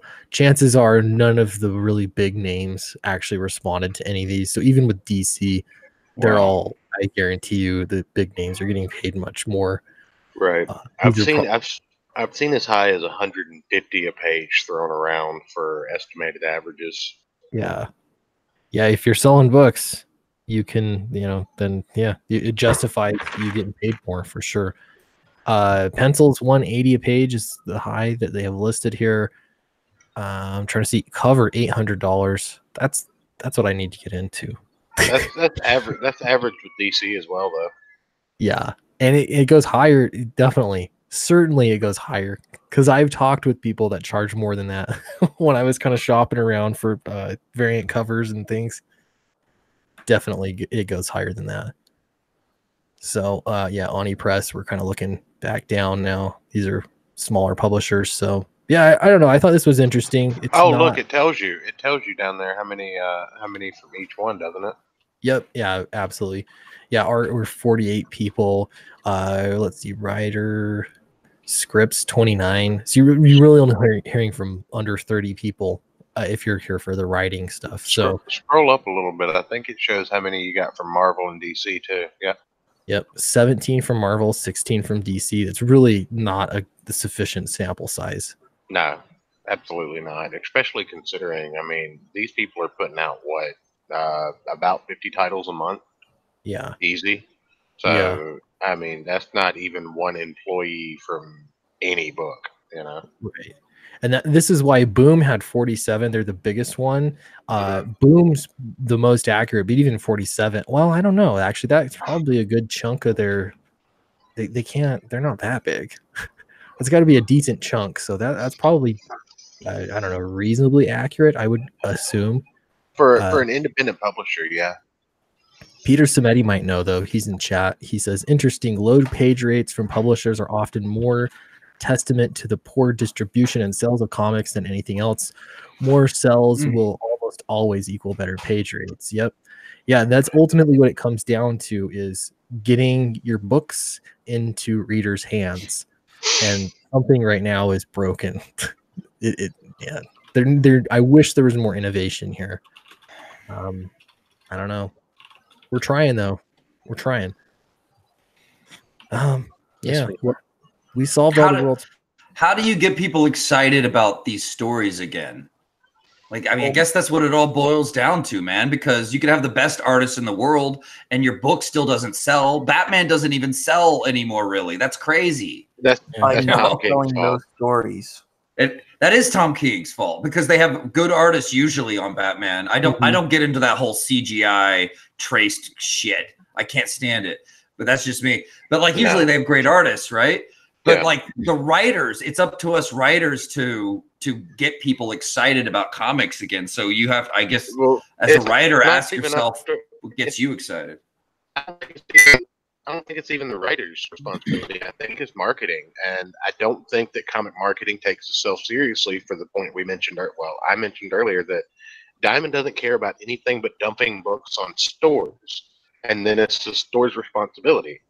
These people aren't marketing geniuses. They run shops with stuff that sells itself normally. It would take nothing for Marvel and DC to slip an advertisement for a comic book in the middle of their Arrow TV show or Jessica Jones, but they don't. They flip advertisements for their movies in the middle of their comic books. And that's the toxicity of the larger companies just worrying about a bottom line instead of a readership. That's a great point, and it makes me think. That's why indie comics, they care about comics. Like a lot of people are in here. You want to make money for sure, but you care about the medium of comics. Otherwise, you'd be making. If you wanted to do films, what's stopping it? Go make an independent film, right? I mean, it costs money too, but I don't know. Like, I don't really trust the big two to be leading the way in trying to get more comic readers, because it really feels like they don't care. They're not trying to do that. Let me ask you something. Take any book that has been from any of the comic companies over the last 5 years. Okay. Imagine selling that. Like, you have to go to someone and be like, yeah, this is a good book. I've done this. Yeah, it's impossible. It's almost impossible, but it's literally because of the price tag in a comic store. But how do you feel selling a shitty book? Well, yeah, and it's not even the bad books. I mean, like I said, let me just give me a second to think about the last great Unit 44. We did a show on Alterna. Me and my co-host. We did a show on Alterna about 2-3 weeks ago, and one of the titles we looked at and reviewed was Unit 44, number one. It reminded me a lot of Warehouse 13 from Sci-Fi.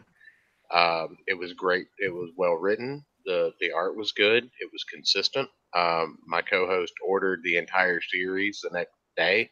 Got it within a week. It was good writing. You didn't have to sell it. If you read the blurb on it, then you were sold.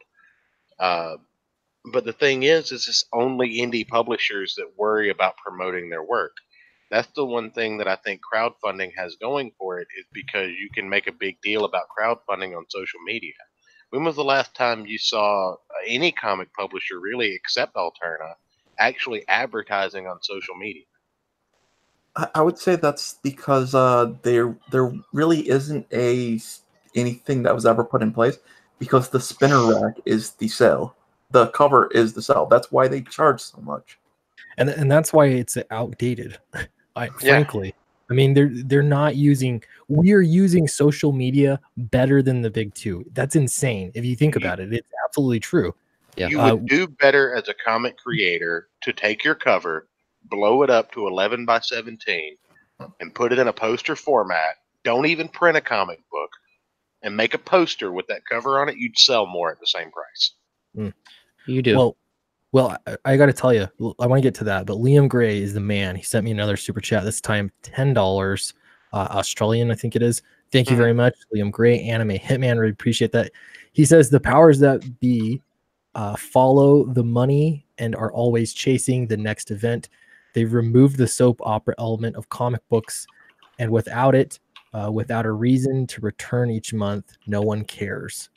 Yeah.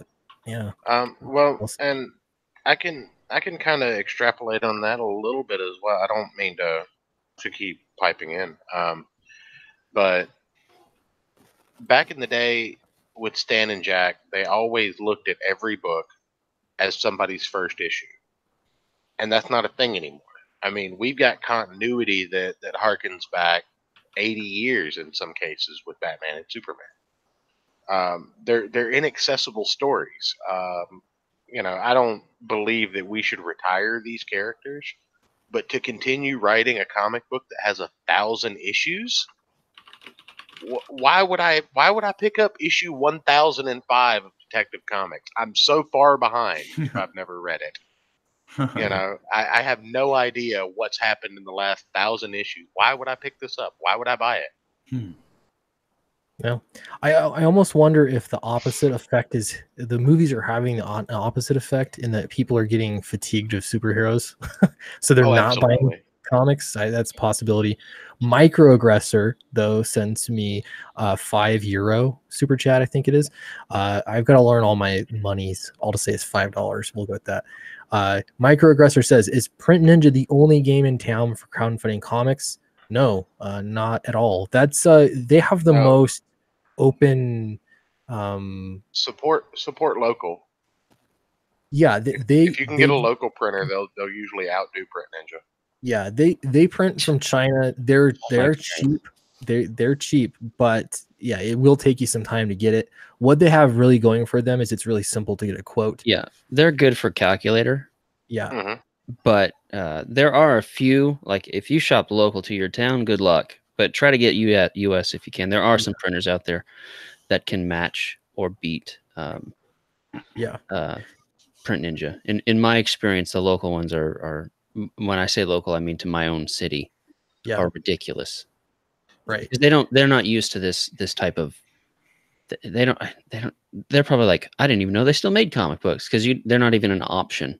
Right. So you have to give them the specs specifically with trim. Like, this is what it's going to be. And like, oh, okay, 500 books. That'll be $14,000, please. Yeah. Yeah. The printers that are coming up are Print Ninja, Greco Printing, or Comics Wellspring, whatever you want to call them, AM Printing, and Alterna's printing partner, whatever. Yeah, so API Print Productions is the one I went with. They were highly recommended. And yeah, I went with them, and turns out they're the same. They're connected company to Jostens, they do the textbooks, and they did Earthworm Jim. So it's technically a different facility, but it's owned by the same people. So yeah.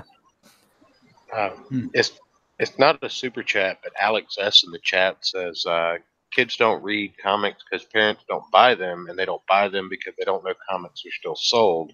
We get back to the combo of exposure and avenues, and it's a cyclical thing. They should absolutely put comics in as many venues as possible. Yeah. But I think the price point is still going to be because I mean, even if you put them in a grocery store next to the candy, what are you going to get? $1 candy bar or a comic book? When your parents say you get something, they're gonna buy you a candy bar and promote obesity in America instead of literacy with writers that don't pull punches. Yeah. So William Gray brings up another great one. He says, part of my huge delays are that I'm trying to establish a hub here for us in Australia, so Aussie CGers can print and ship here to save us money. And I can confirm what Eric says. The local costs are higher, but if I do not establish something, it won't change. We need to build something global and be our own diamond.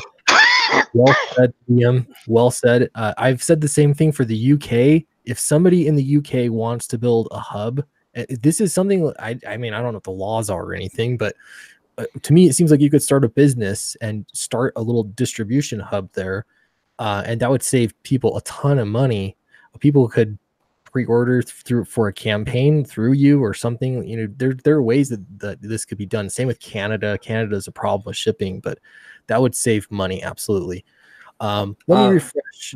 Hold on, let me refresh here. Flying Fortress, 230 backers, still 230 backers. But Eric, did you add the grab bag? I'm working on it right now. I'm trying to write the right description.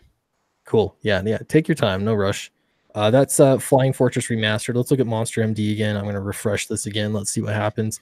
424 backers. Fresh. 424 backers. Still pretty fresh. Yeah. Still the same. So I wanted to interject something really quick though. That just hit me recently in a big way. I saw a Japanese comic that hopefully a lot of you already know, One Punch Man. And they're doing kind of more Western-y style superheroes. And what ended up happening was there's this random character, and it's just a supporting hero character named Zombie Man. And it's such an old school sounding name and so simple. And everything in One Punch Man is very simple, very broad, but also very Western. It's very much like our style. In a way that's unique for a Japanese, animation. And I fell in love with this Zombie Man character almost immediately and just wanted to read about him and looked him up, got all excited about this character in a way that I haven't been excited about a comic book character in a while. I was just like, dude, this is a cool character. It's a good design. His name is simple. His backstory is simple, but he's, this hero of action. He gets into adventures. I'm done. I'm set. I'm sold. They just do what they do so well over there. And I'm seeing them do these superhero things like One Punch Man and My Hero Academia. And it's like they're doing them better than us. You know what I mean? They figured out what worked the best about our formulas. And then they, of course, refine it and make something more, concentrated and simple and better in some ways. Right now, they seem to be outdoing us. And I think another one of the secrets to it is that in their country, they make comic books that are straight up for boys, and they're just unabashedly about that. And then they make comics that are straight up for girls. We won't do that in the States, man. We've tried it in little ways I've seen over the years, but I feel like we kind of are Marvel feels like I'm reading comics that are supposed to be for exactly the same amount of boys and girls. And then you get these weird watered down versions of characters that don't really work anymore for the actual comic fans. You know what I mean? That's a great point because we just got a super chat. Let me make my point first and I'll read this super chat. I saw this article about the death of romance, and it's true, and I'm kind of surprised there are more people upset about this. But romance in films and in especially like Disney films and things like that, they've kind of gutted it, and so it's not. It's like, well, love is different. It's not about, it hasn't been like the traditional like happy ever after, and you'll notice that in a lot of more recent like kids films and things. And I know they're trying to subvert your expectations, or they're trying to appease SJWs, frankly. But like, what's so wrong with romance? It's not for me. It's not something I'm super into, but there's an audience out there for it. And I'm kind of shocked that there aren't more people pushing back against it. Maybe that'll be something we see, but just do something exactly what you say, straight up for girls. It doesn't have to be the male version that we have to try and make it work for female readers. Like, just do something for girls. Yeah. Out there. Did any of you guys look at Hickman's Secret Wars 2015? I have not. No. Okay. I know a lot of people had dropped off of Marvel back then, but when it comes to this comics as a culture thing on Twitter, I'm still kind of a normie in there. So I was very tied into the Secret Wars series as a whole since 1987. But when 2015 came out and they put out, I think it was 251 or 52 comics in total for one event, and none of the tie-ins directly related to the actual story. But one of the tie-ins was called Secret Wars Secret Love. And I was really behind that kind of an idea because we're doing research right now for a show on the Platinum Age of Comics this weekend. And one thing you had an abundance of was like home ec style comics, romance comics, high school like girl life comics, women of mystery, women of power. And I'm going to bring this up because, like you were talking about earlier, these SJW types are pushing that we need more representation for strong women. Well, I can give you examples of strong women in 1920. So you're telling me that we have a problem in the industry that is new in the most progressive time we've ever had? Because back when we had flapper girls and they were considered taboo, we've got strong, independent female characters that are detectives, that are strong homemakers, that are, lead characters in their own comic books. But we have a problem now in the most culturally diverse and accepting time that we've ever had on this planet. Get bent. Nice. Let me read this super chat before, because I don't want to miss it. But this is from Unkindness of Ravens. That's a great name. $9.99. Thank you so much. Really appreciate that. Unkindness of Ravens says, I'm 58. I never realized they still made comics, and I never read them. But I've backed several just out of principle, and hopefully it gets some kids reading. Hi, guys. I can't wait for your books. Thanks so much. You are the real MVP, sir. Yeah. See, this is the thing. Again, using social media to advertise to people and get new readers into comics. This is exactly what Marvel and DC could be doing, but they're not. So, do you know how cheap it is to hire somebody to run an Instagram and a Snapchat account? You don't even need to publish advertisements anymore. Like, quite literally, you pay some chump in college $10 an hour to send out Snapchats every 4 hours. Yeah, but have you guys seen what Marvel is producing to promote themselves? They're doing cooking shows. They're doing, and I'm not kidding. And they're doing golf these comics.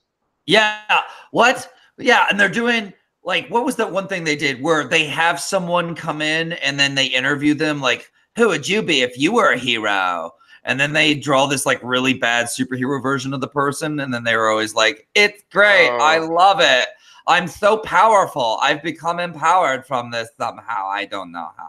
And like, what is going on? Like they're promoting all, they're letting you know what they're doing? They're trying it out. They're trying out that more far left ideas. This is what's good. They're trying to be like Stan Lee and the superhero reality show that he did, except he had character and it was fun when he was doing things related to superheroes because he was an old man and he lived and breathed comic books.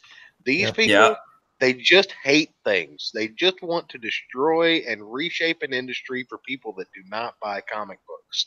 Mm. And Yeah, that would be such a problem if they didn't suck. There's literally a manga that is about just making bread as a competition. That's the manga. That's the entire story. Like, so you can do it. It's just they suck at it. And, and you know, there's room too. Like YouTube. Most people that watch YouTube, a lot of the active viewers on YouTube are actually kids or teenagers or tweens. A lot of these kinds of shows, like mine, it's not. You know, it's not really geared at kids. I'll be honest. And so this stuff's probably not attracting kids to read, but there's space there. Like if somebody wanted to do a really funny, they do toy review channels, for crying out loud. Well, they'll just open toys and things. You could do things and aim it at children. And I'm not going to pretend to know exactly the right way to do that. But if you really wanted to, you could make a very successful channel like that and have it surrounding comics, and you'd get promoted more by YouTube because it'd be really hard to demonetize you if you're genuinely making it toward kids. But this is something again, Marvel could be doing. One of the last Marvel videos I saw was just all these like 30-something women with pink hair, like getting in their onesies and getting like slumber party.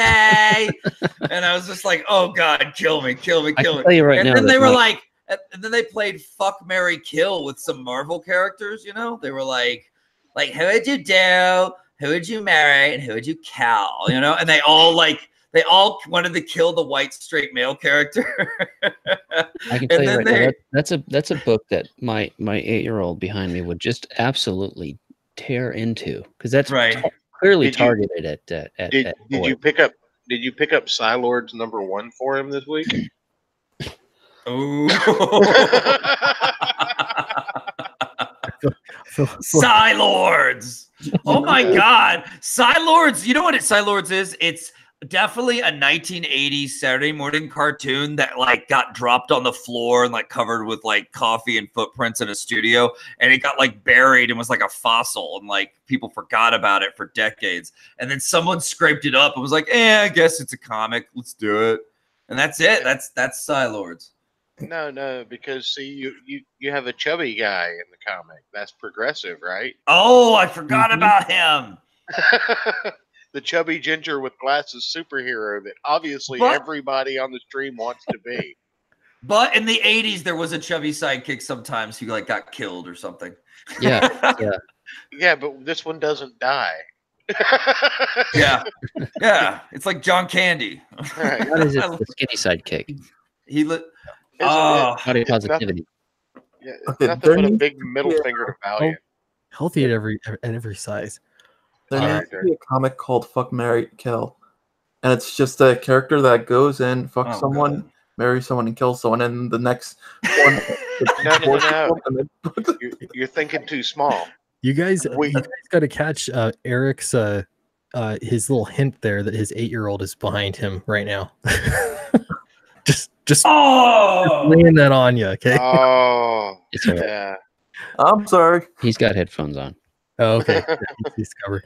All right. Just a reminder. It's all good. He's good. So I don't know if they're on or off at any point in time, just so you know. Yeah. Yeah. It's a minefield. It's a minefield. It really is. But the $25 grab bag special 11x17 print special is live. So if you want to get 4 random prints plus bombing buddies, 11x17.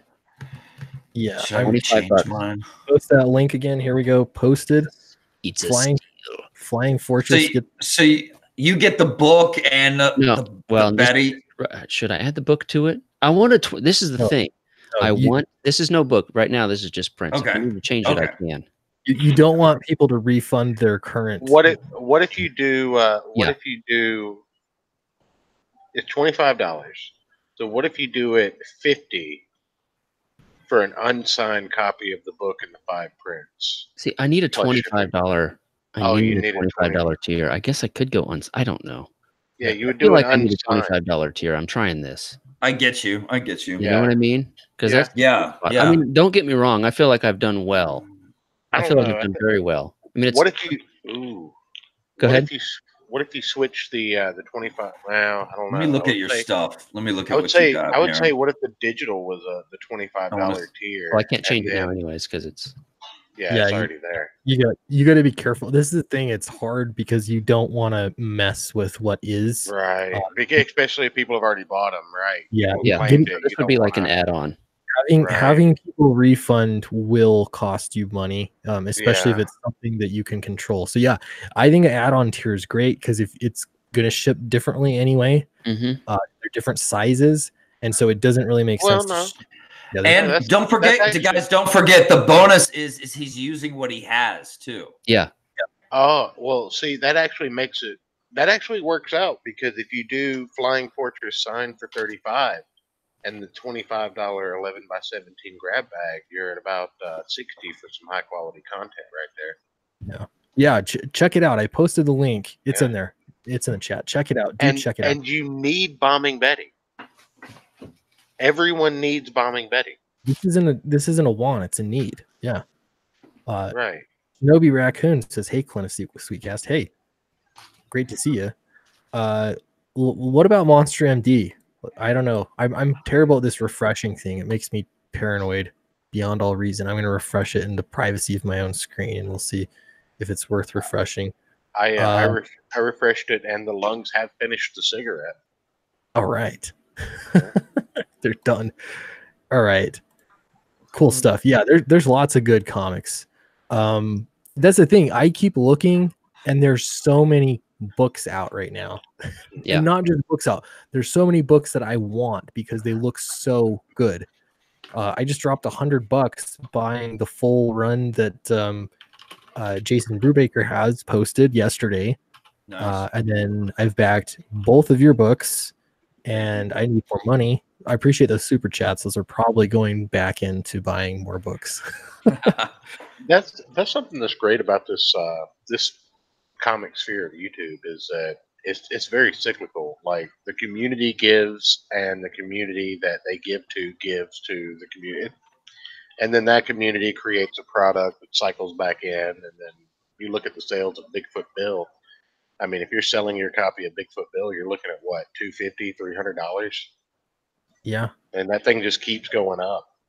Yeah. It's just like printing money. I gotta say, when Eric announced the new, that he added that new tier, people watching dropped down to like in the 30s something. Now it's back up.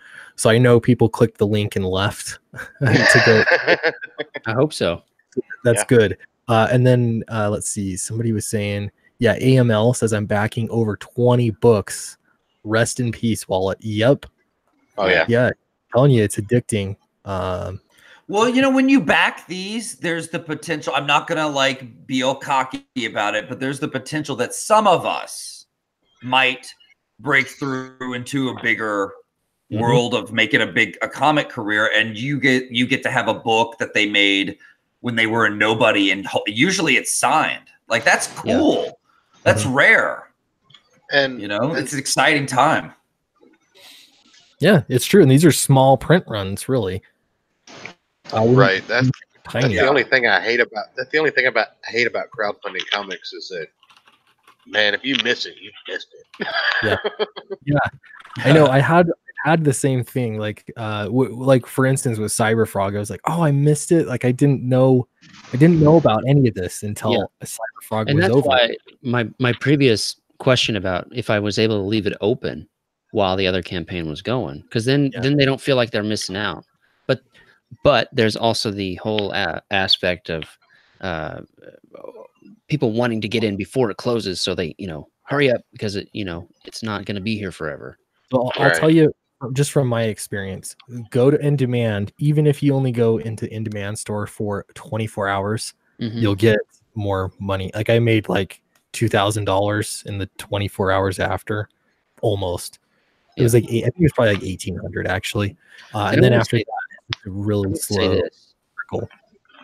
Anybody that backs, like I'm packing up and shipping out Friday night auctions.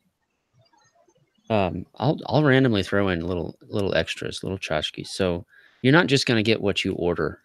There's gonna be other stuff. You know, that's what I'm gonna do. I have like little tiny like postcard prints and things like that that I think will go well, just as like a little thank you, extra little thank you. So, and that's sort of what happened with. That's going to be what happens with Cyberfrog. I know he's throwing in a bunch of extra stuff.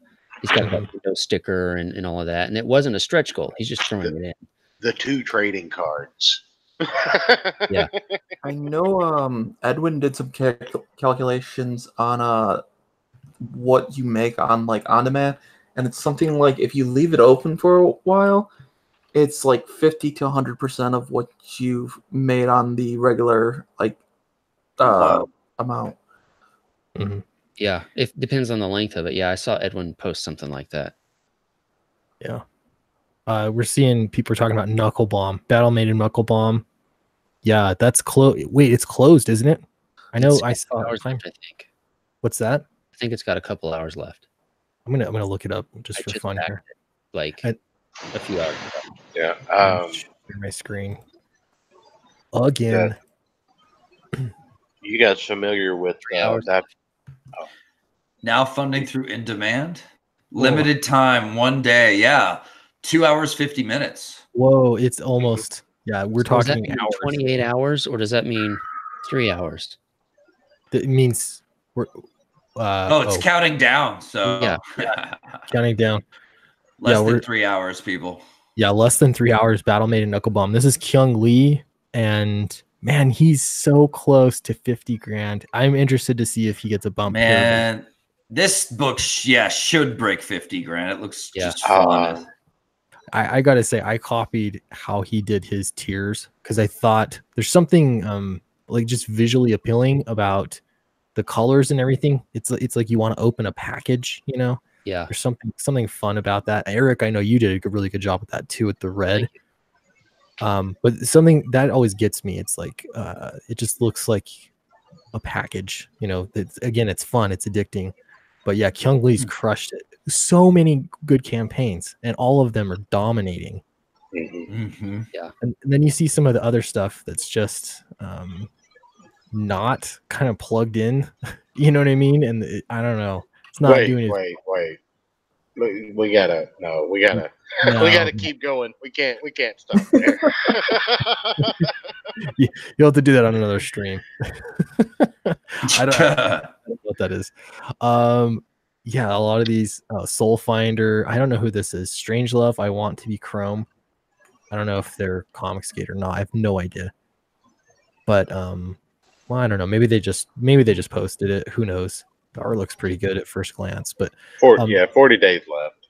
Yeah, but there is a big difference, though. Is my point? Is even professionals that are posting their, they're putting up Indiegogo campaigns. They're just not doing that well when they're not plugged into Comicsgate, frankly, like to some degree or another. And it's not true with everybody, but I don't know. I'm sure you could do it without you, but you still have to figure out how to plug into your audience and talk to people and be interesting and all that kind of stuff.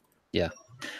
Does anyone know why the Abductables, which has been done for a while, is trending so well again? Just like popped up. Like, what is it just the mystery of the Indiegogo algorithm? Like, what is that? I don't know. Isn't it closed straight up? Yeah. Yeah, it's straight up closed. Yeah, they could put mine right here. Mine's still in demand. Yeah, they could. You're still open. You know, Yeah, it's just weird. Like this Abductables has just been sitting here for days because I keep looking to see where my campaign is because, that's what you do. What was the initial goal on Abductables? They're on the Abductables? Yeah. I think they only made 130%. Why is it trending at 130%? That's not. And it's been over since April. Yeah, I don't know. Isn't that weird? Stuck. Yeah, because you can't even back it. If you could back it, that'd be one thing. I've noticed Indiegogo's been kind of a little bit broken today. Oh yeah. Because I normally when you're signed in, you can click on the backers and see who's backed it. Like it's an option in the campaign itself, and I don't have that option. I don't have it either. Yeah. Yeah. You can go into your campaign and hit, perks claimed and donations and see it there, but it's not on the actual page anymore. Yeah, I don't see it. I haven't even seen my campaign yet. I'm still scrolling here. There's campaigns that have been finished forever. Your campaign shadow banned, man. They If saw I your see my YouTube channel.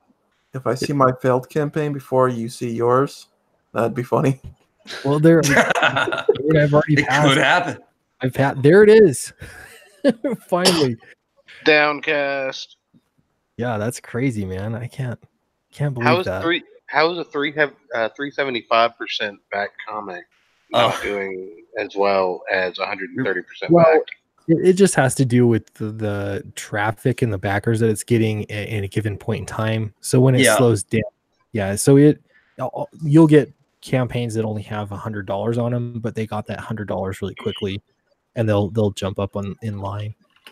Okay. I love that your book is by two Sasquatch books. That's funny. I saw, and one of my favorite things I just saw on Indiegogo was that comic book called Dead Shit. And then it's next to another comic book, totally different people, had nothing to do with this one. And their book was called like Kirsten Hates Dead Shit. Oh, sorry. It's all right. Okay. But like Kirsten Hates Dead Shit. And they're right by each other on Indiegogo. It's so funny. Check it out. I'm just glad it's not me dropping the slurs here. Yeah. The swear words and whatnot. As long as it's not me, we should be okay. Look, I let him. We watched Terminator 2 together, so. You're a good dad. Thank you. You're a good dad. Any dad that watches Terminator 2 with their kid. He has an American flag with a gun on it on his hat. Of course he's a good dad. Hell yeah. My dad took me to see Terminator 2 when it came out, and that movie blew my mind. Straight up, huge influence. Yeah. Huge influence. Hashtag me too. And when you watch it today, it still holds up perfectly. Yeah. Oh, it's the perfect movie. Yeah. It's the perfect action movie. It really is. Did you tell your son that? Were you like, son, are you ready to watch the perfect action movie? Yeah, I'm still waiting on Aliens. Yeah. Maybe when he's 10, we'll watch it. And when they cross the alien threshold, you move straight to Predator. Absolutely. It's okay. 100%. Yeah, it's perfect. But you omit AVP because that's all garbage. No, we're going with the classics. Yeah. My dad made the mistake of going, yeah, he can watch RoboCop. Like, that was bad. that movie's nasty, man. I should not have been watching that guy snorting coke off a hooker's chest. Rear end. But like, it was crazy anyway. But like that, because RoboCop sounds like kind of a kid's toy already, like kind of fun, that dads in the 80s were just like, what?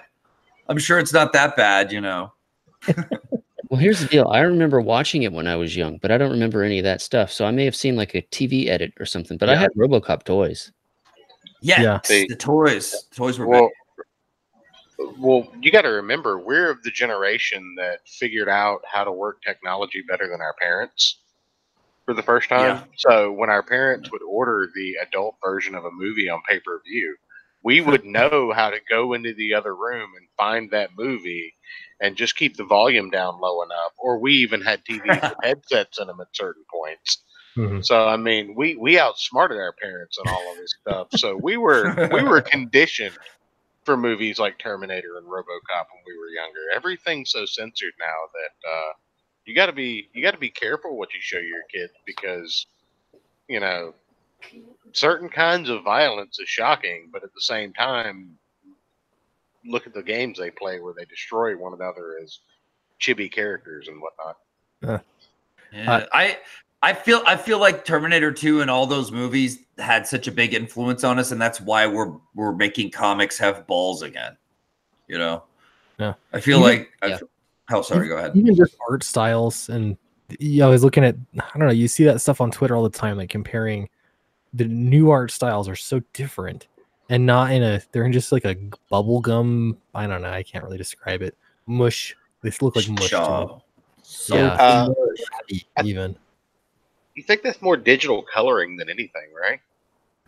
And I think digital coloring can be done right. It's just, I don't know. It's a stylistic choice, I think. But is it ever? Is it ever a stylistic choice? Is digital coloring ever done right? Oh yeah, I think so. In comics, you're talking about comics or cartoons? More in comics, like digital coloring is done right, but for the vast majority of the time, when you see the new digital coloring versus the old hand coloring that used to be done, the 4-color process comics where they actually had to use stylistic choices to fill a page with halftones and whatnot, it's night and day. Like, the reason I think Indiegogo and Kickstarter comics do so well as opposed to mainstream comics these days is, even though the price point is even more, exclusive than in mainstream comics, you know that the heart and soul of the creator is in those books.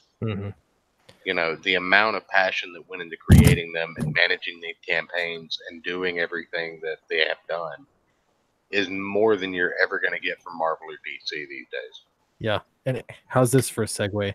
Speaking of heart and soul, Shinobi Raccoon says Soul Finder is Doug Ertz projects. You might want to have him on soon. I had him on Monday, actually. It was a good time. I backed Doug's book. He's another one. Again, like, people care a lot, and I know they put a lot of work into that. So yeah, I'm a big fan of Douglas Ernst, and I stream with him as often as we can, as often as we can. I really enjoy him, enjoy his company. But yeah, his book looks good, so check it out for sure. Again, there's so many books out right now, and I want them all. It's the problem. Yeah. I don't know, guys. What do you think? It's 10:20 right now here in Mountain Time. You guys getting tired? Should we check up on these campaigns one more time? And I'm just gonna refresh them, and we'll see what happens. Okay, Flying Fortress. Here we go. Drum roll, please. 230 backers. 230 Go! Oh, yeah. We're gonna need a General Palpatine when I think Eric stepped out for a minute. Okay, Monster MD. Here we go. We're refreshing this.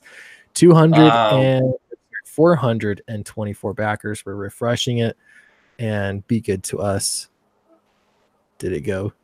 No. 420. No love. Backers. That's okay. I still love you guys. Not.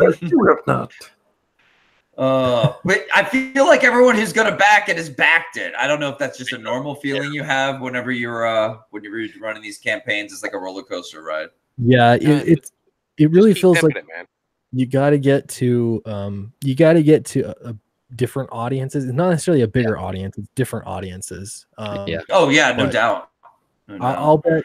Yeah, the same thing here. I bet you the people in this group that watch my streams a lot, they've backed Downcast, or they've decided they're not going to, and they're just not going to. And I still love you guys anyway. But that happens. So yeah, that's cool. I've been loving doing the campaign, though. It's been so much fun in a lot of ways too. So it's not just work. There's some fun to be had. But it's different, it's new. I've never done any of this. It's not just the campaign, but just make like a comic of this quality and this size, this is, and printing it. I've always hidden it on the web where no one will see it. Mm-hmm. I know it is wild to think about that. Before it was like, oh, if I could get 8 pages printed somewhere, that would be just amazing. Now it's like, oh, I'm doing 52 pages. And then I've got the next book funded, basically, like it, already paid for, at least to get it started. So I don't know. It's just wild. Like, this is so much farther than a lot of aspiring creators get. So it's easy to look at the campaigns that are making 6 figures and be like, oh no, I'm not making that much. But the truth is, these really are amazing numbers, and it'll only grow. Like, the next book will do even better and better when they read the. I did an Indiegogo or a Kickstarter for Flying Fortress Volume 1 back in 2012, and I made $1,034. So we had a $1 goal. We were going to make the book anyways, but still, I mean, that just shows you that just how well it is really doing. Because it can be like, man, you have your expectations, and then you have like what you would really like to get. And every campaign runner it feels those numbers, and you got to look at what you got. And honestly, 11,000, it still feels weird to say. It still feels weird for me to say we're almost to $12,000 for a stretch goal. Like that's insane. Well, and yeah, it's weird because it changes, or you feel pressure. I know where you're at. Like mid campaign, it's like, oh, everything's slowed down to a halt. You know, it's just every time one of those backers comes in, you're like, yes, I'm still alive. But it's that's just how the campaigns go.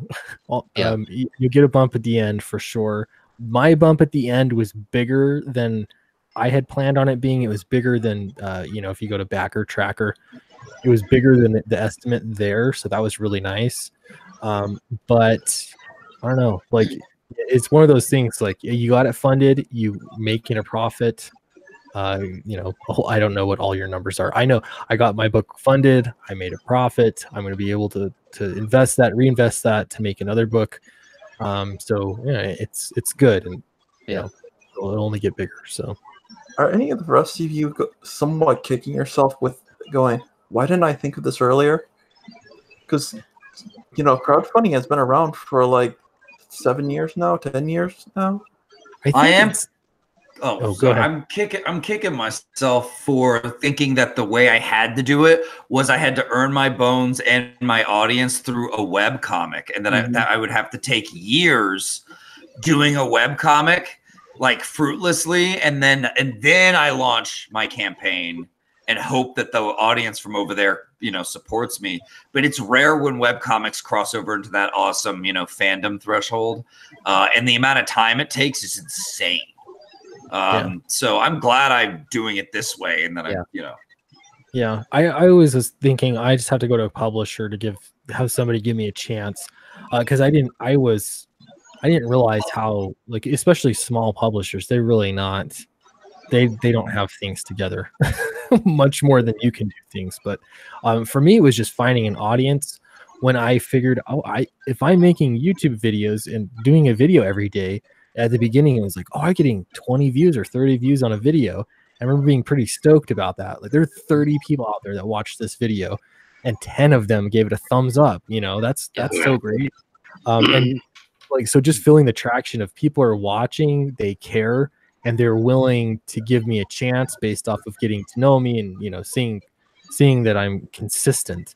So yeah, that's been great. It's been such a, I don't know, it's been amazing. And without the audience, obviously you can't do anything. So I don't know, for me it's just been the finding the right number of people that are interested enough to watch videos at the least, and then give you a chance with the book too. Right. Well, it's amazing. Not too long ago, we wouldn't have been able to do any of this. You'd have to make your comic at home, pretty much on your own, and then shop it around like on foot to these people, like, yeah. I mean, I did that for 7 years with Flying Fortress. It was comic, go to cons, make enough to go to the next con. Yeah. And that's all it was. I mean, I would, every once in a while I'd get a nice commission or sell a little bit more than I would do well. But with this project, it is a 50-50 split with me and the co-creator. So, after all is said and done, it's not going to be, $10,000 in my pocket. It's going to be way less than that. But this is building an audience. This is building a fan base. This is building trust in backers. This is building a future, because, this is what I want to do. I'm going to letter everybody else's comic, and I want to write and draw my own. Yeah. Draw my own. So, but it goes back to that love and passion that I was talking about earlier. Like, all of you have just expressed how much of yourself you put into your work. And that's something that you don't get from a mainstream creator anymore. I mean, these people literally, they look at their fans like they're dollar bills that are expendable. Yeah. They don't look at their fans as the people that hold them up on pedestals. Yeah. And you guys are just so humbled. Like, I, as just a fan of comics, am, personally, like, just from this discussion, just from actually, because I've watched a couple of your videos, I've never watched one of these live streams, and just from the passion that you all have for your books, I mean, you're all working. I'm assuming day jobs or doing other things for income besides crowdfunding comics, right? Yep. Yeah. This isn't your bread and butter. Like, these are passion Well- projects. I'll have you know I hate my work, and that's why you only get the first draft. But Yeah.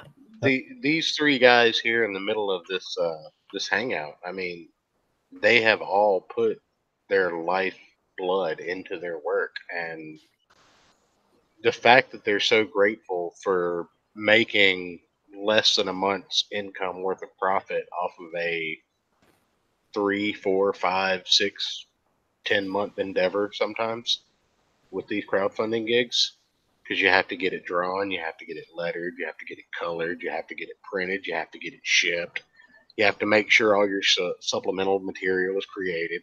Like, people outside of the fandom, outside of, well, not even the fandom, outside of the creator base, really.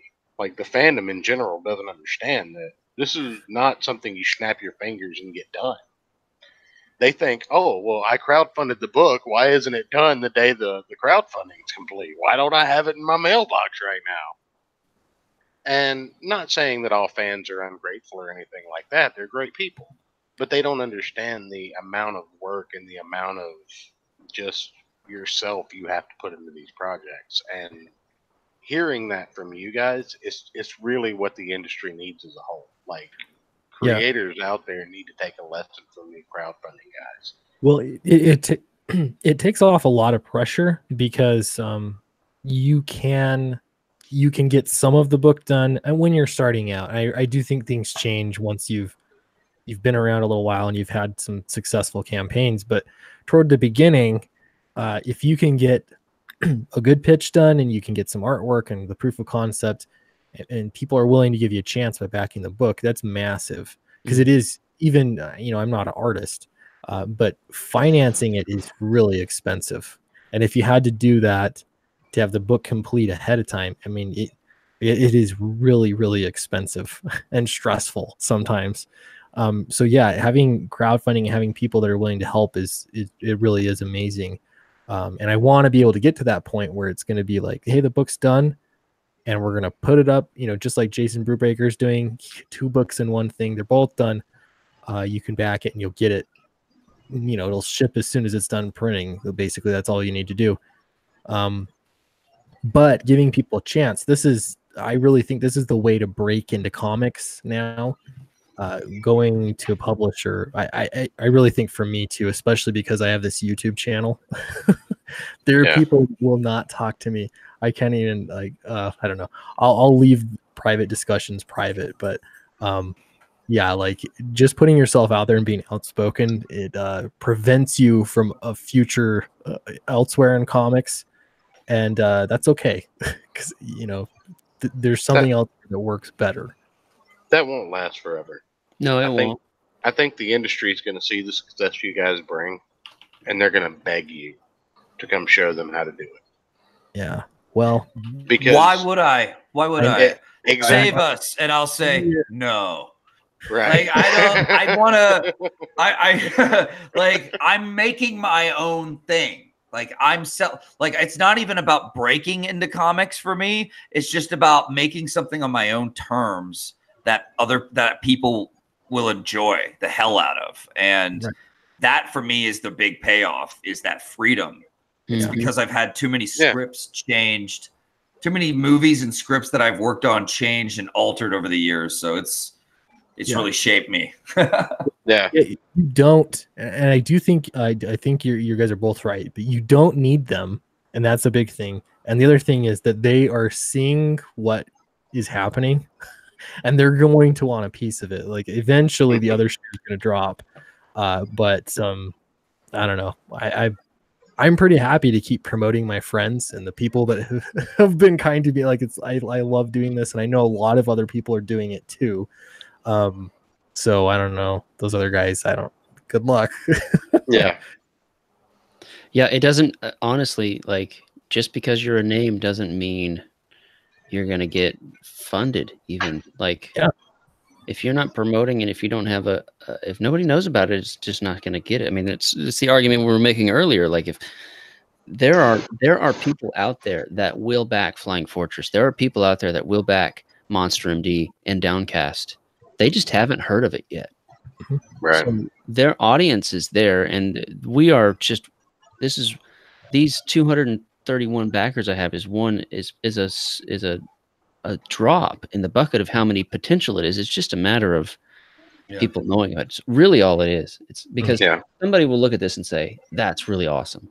I want on any of these books." And they just, if they're not into the crowdfunding thing, I mean, how many of them even know what Indiegogo is, let alone how to use it? So, Right. you know, and this will only grow as the popularity of this whole program that we're running here grows, and as these YouTube channels grow and so on. So, but you know, if somebody were to drop a campaign like Rob Liefeld on Indiegogo and make $5,000, well, there you go. Not finish the book. Yeah, and not finish the book. Yeah, and that's I haven't kept track of all the people, but that's a tale as old as time. Ever since crowdfunding began, there have been projects that have come out from people with names. They didn't make a lot of money, and they really didn't make enough, or they didn't. I don't know what was going on behind the scenes, but they didn't figure out what they needed to do to get the book done and published and in your hands. They weren't good with the money. I don't know. All I can do is speculate, but there's enough people doing it right now. It builds confidence. I know for me, like, all the books I've backed, I'm 100% confident that I'm going to get the book. You know, like it's not worried whatsoever. But even if you're a big name, if you've been published by Image, you've been published by Marvel or DC, you still have to go talk to people because Marvel and DC aren't helping you. You know, you're not going to be in the comic shop. Yeah, it's not like they're going to start sending out tweets about, look at, you know, Jim Lee's next crowdfunded book. Right. Well, I think one thing that's really important to look at from an outsider's perspective again is that guys like you, what are you going to do if you don't, you know, complete your goals and have a reasonable excuse why it didn't happen? You're going to have to disappear. You're going to have to go away because these are people you've interacted with. These are people you've built bridges with. These are communities that have accepted you. And if you shun them, you're accountable for that to them because, again, you've been involved. But for these huge creators, I mean, they don't interact with their fans. I mean, look at your Mark Wades and your Gail Simones on Twitter and how they treat people who just give them simple criticism. And like that, you guys have more accountability directly to your fan base because, like I said, I'm a nobody. I do a YouTube show. I may get 10, 15 viewers a show, if that. I may get 30 views on a replay. I'm nobody. And I reached out to you and I said, hey, man, I do a show. You do a show. Would you mind doing something together sometime? And you actually spoke back to me. I reach out to Mark Wade and I say, hey, man, this whole Richard Meyer thing is kind of beneath you, isn't it? And I get blocked and then made fun of behind a block. Yeah.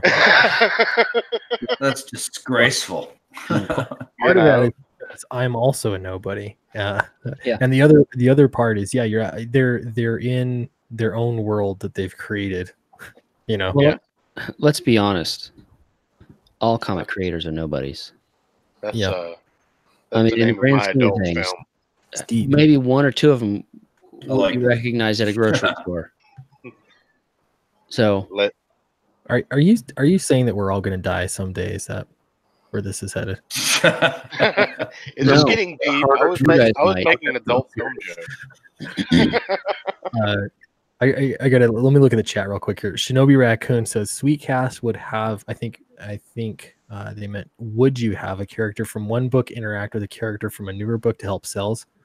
Help sales and also maybe be cool. I don't know.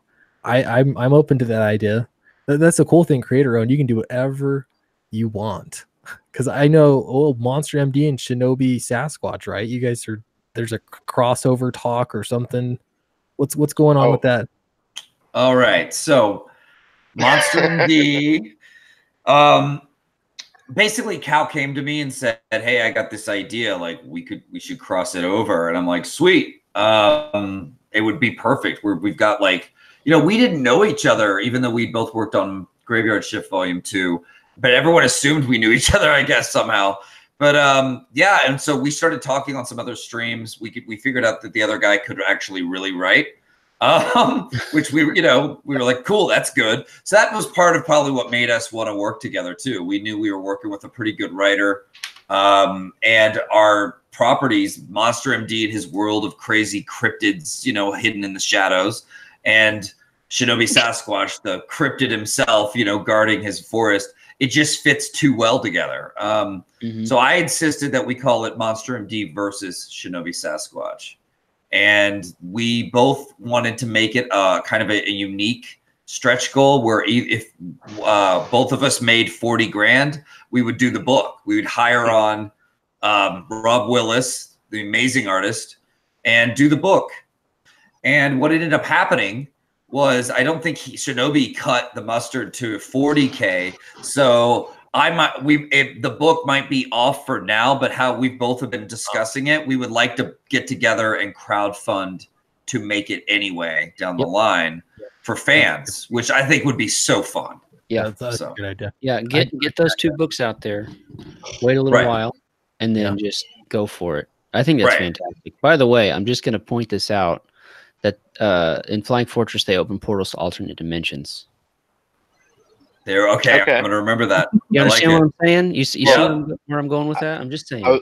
I was going to say we need ones in the chat for Monster MD for him to be the on-site resident doctor for all CG comics. I mean, I'm going to need him patching Cyberfrog up. He would do it, you do for the right price. For the right price, he'd do it. That's what he does. I thought it'd be cool if he patched up Graveyard Shift. Yeah. Stuff like that. It's and because it's fun because so many CG books are doing monster stuff. So it's I did not plan it that way. It just gotta happen. So you didn't write any little notes in the script to Render Contender, like make this character Monster MD?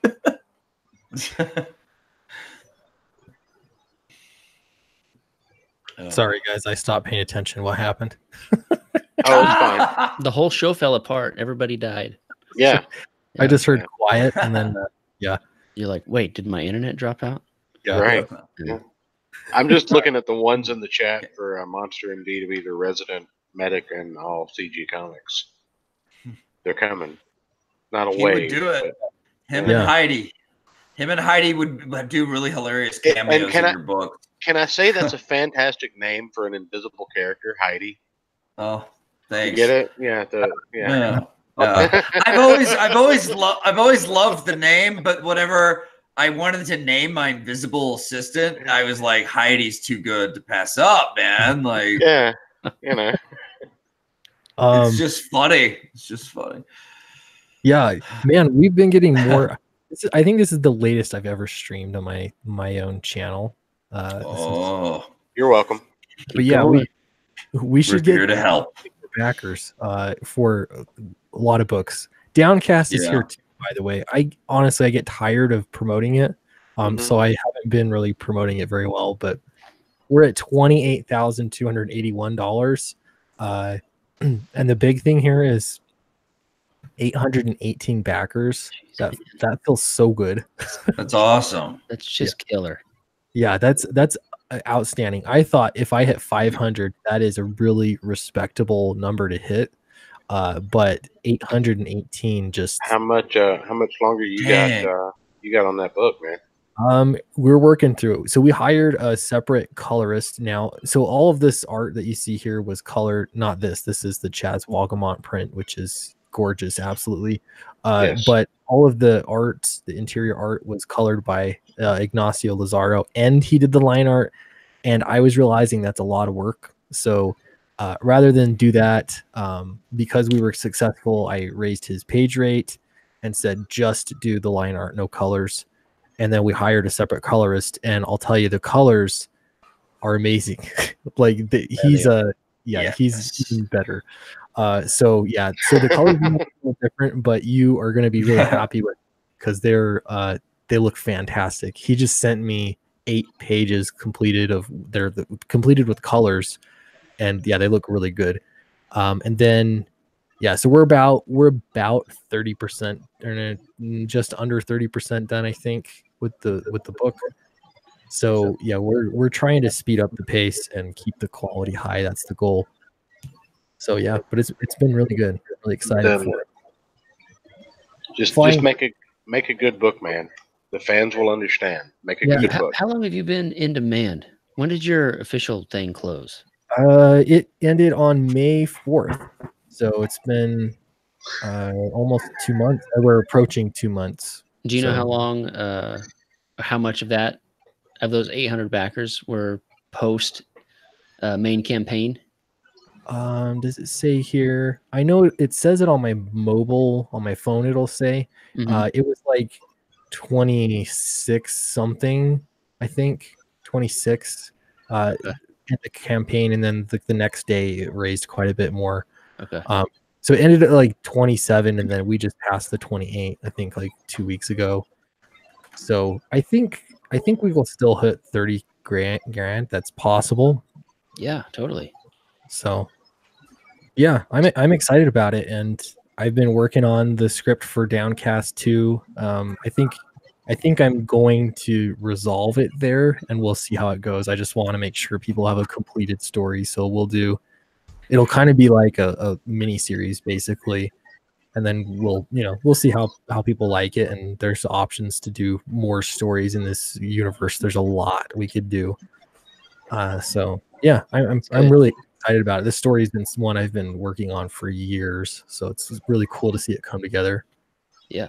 Well, let's let me. There's more people in the chat. Let me pitch some Flying Fortress. Yeah, let's do that. Here, let me lock it. Let me lock it. All right. There we go. Flying Fortress. More people in the chat.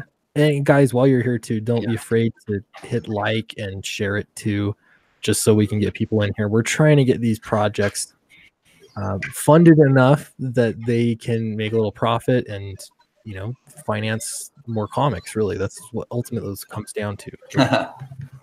Set. Flying Fortress. Flying Fortress set in 1943. A top-tier B-17 crew on a top-secret mission to bomb Hitler successfully complete their mission. They are immediately shot down by an experimental Horton 229 enemy fighter, and they crash land through an interdimensional portal into the Middle Ages, where they unravel a crazy mystery of evil Nazi scientists, crazy not zombie plague soldiers, alien Nazis discovered alien technology, opening alternate portals to alternate dimensions. You've got Captain Stephen Reynolds and his crew of 9 others on the ground trying to figure out what's going on and how to get back home. And they run into the knights. They find a castle. It's all sorts of crazy stuff that happens. It's high adventure. Think Spielberg. Think Indiana Jones meets Stargate meets the Memphis Belle, if you ever saw that classic movie. It's a wonderful story. Got a lot of great characters in it. That guy right there on the screen that you're scrolling past. The guy pointing. Are you locked on me? No, I'm locked on me. Oh, okay. Yeah. So that guy with the sword, that's Mason. He kind of happens upon some of our crew as they parachute in, and he's like, "Oh, hey, by the way, this is what's going on," and fills them in on the situation with, because obviously they crashed. They don't know they've gone through a portal. They think they're in 1943 in Germany in the Black Forest. I never know. Yeah. It just happens. I hate it when you never know. You never know. It's not until a guy with a bluish gray cape and a sword comes in to inform you of what's happening. So yeah, we've got a over 200-page book. The story is done. The artwork is done. I'm just relettering it. I'm updating a few minor things, but it's going to be ready to go. Yeah, it says delivered by December 2019, but it's going to be more like July or August. This book is ready to go, and we just added a $25 11 by 17 print grab bag. You get 5 prints. One of them is guaranteed to be Bombing Betty, the nose art from the B-17, and 4 others. And 2 days ago, we announced Rawhide Rosie, drawn by Billy Tucci, the man, Billy Tucci. It's still going to be colored, so this is just the preview line art. But she's going to be one of the planes flying in the story. That's part of the remastering, is putting more nose art on some of those planes in the background. And Rawhide Rose is going to be one of them. So definitely, we want you to back this book. It's going to be a whole lot of story and a whole lot of fun. Really, really good stuff.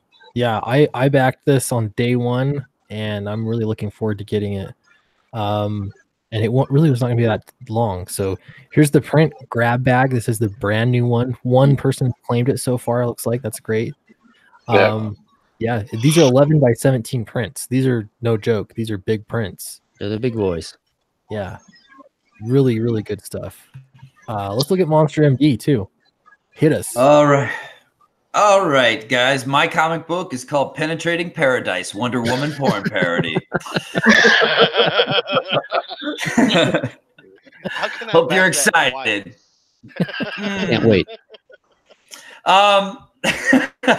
If you want to see the lasso make you tell truths you never thought your body could tell. Okay, guys, let's get out. Okay. By DC. Oh no. So we'll see who gets that copyright strike. Yeah.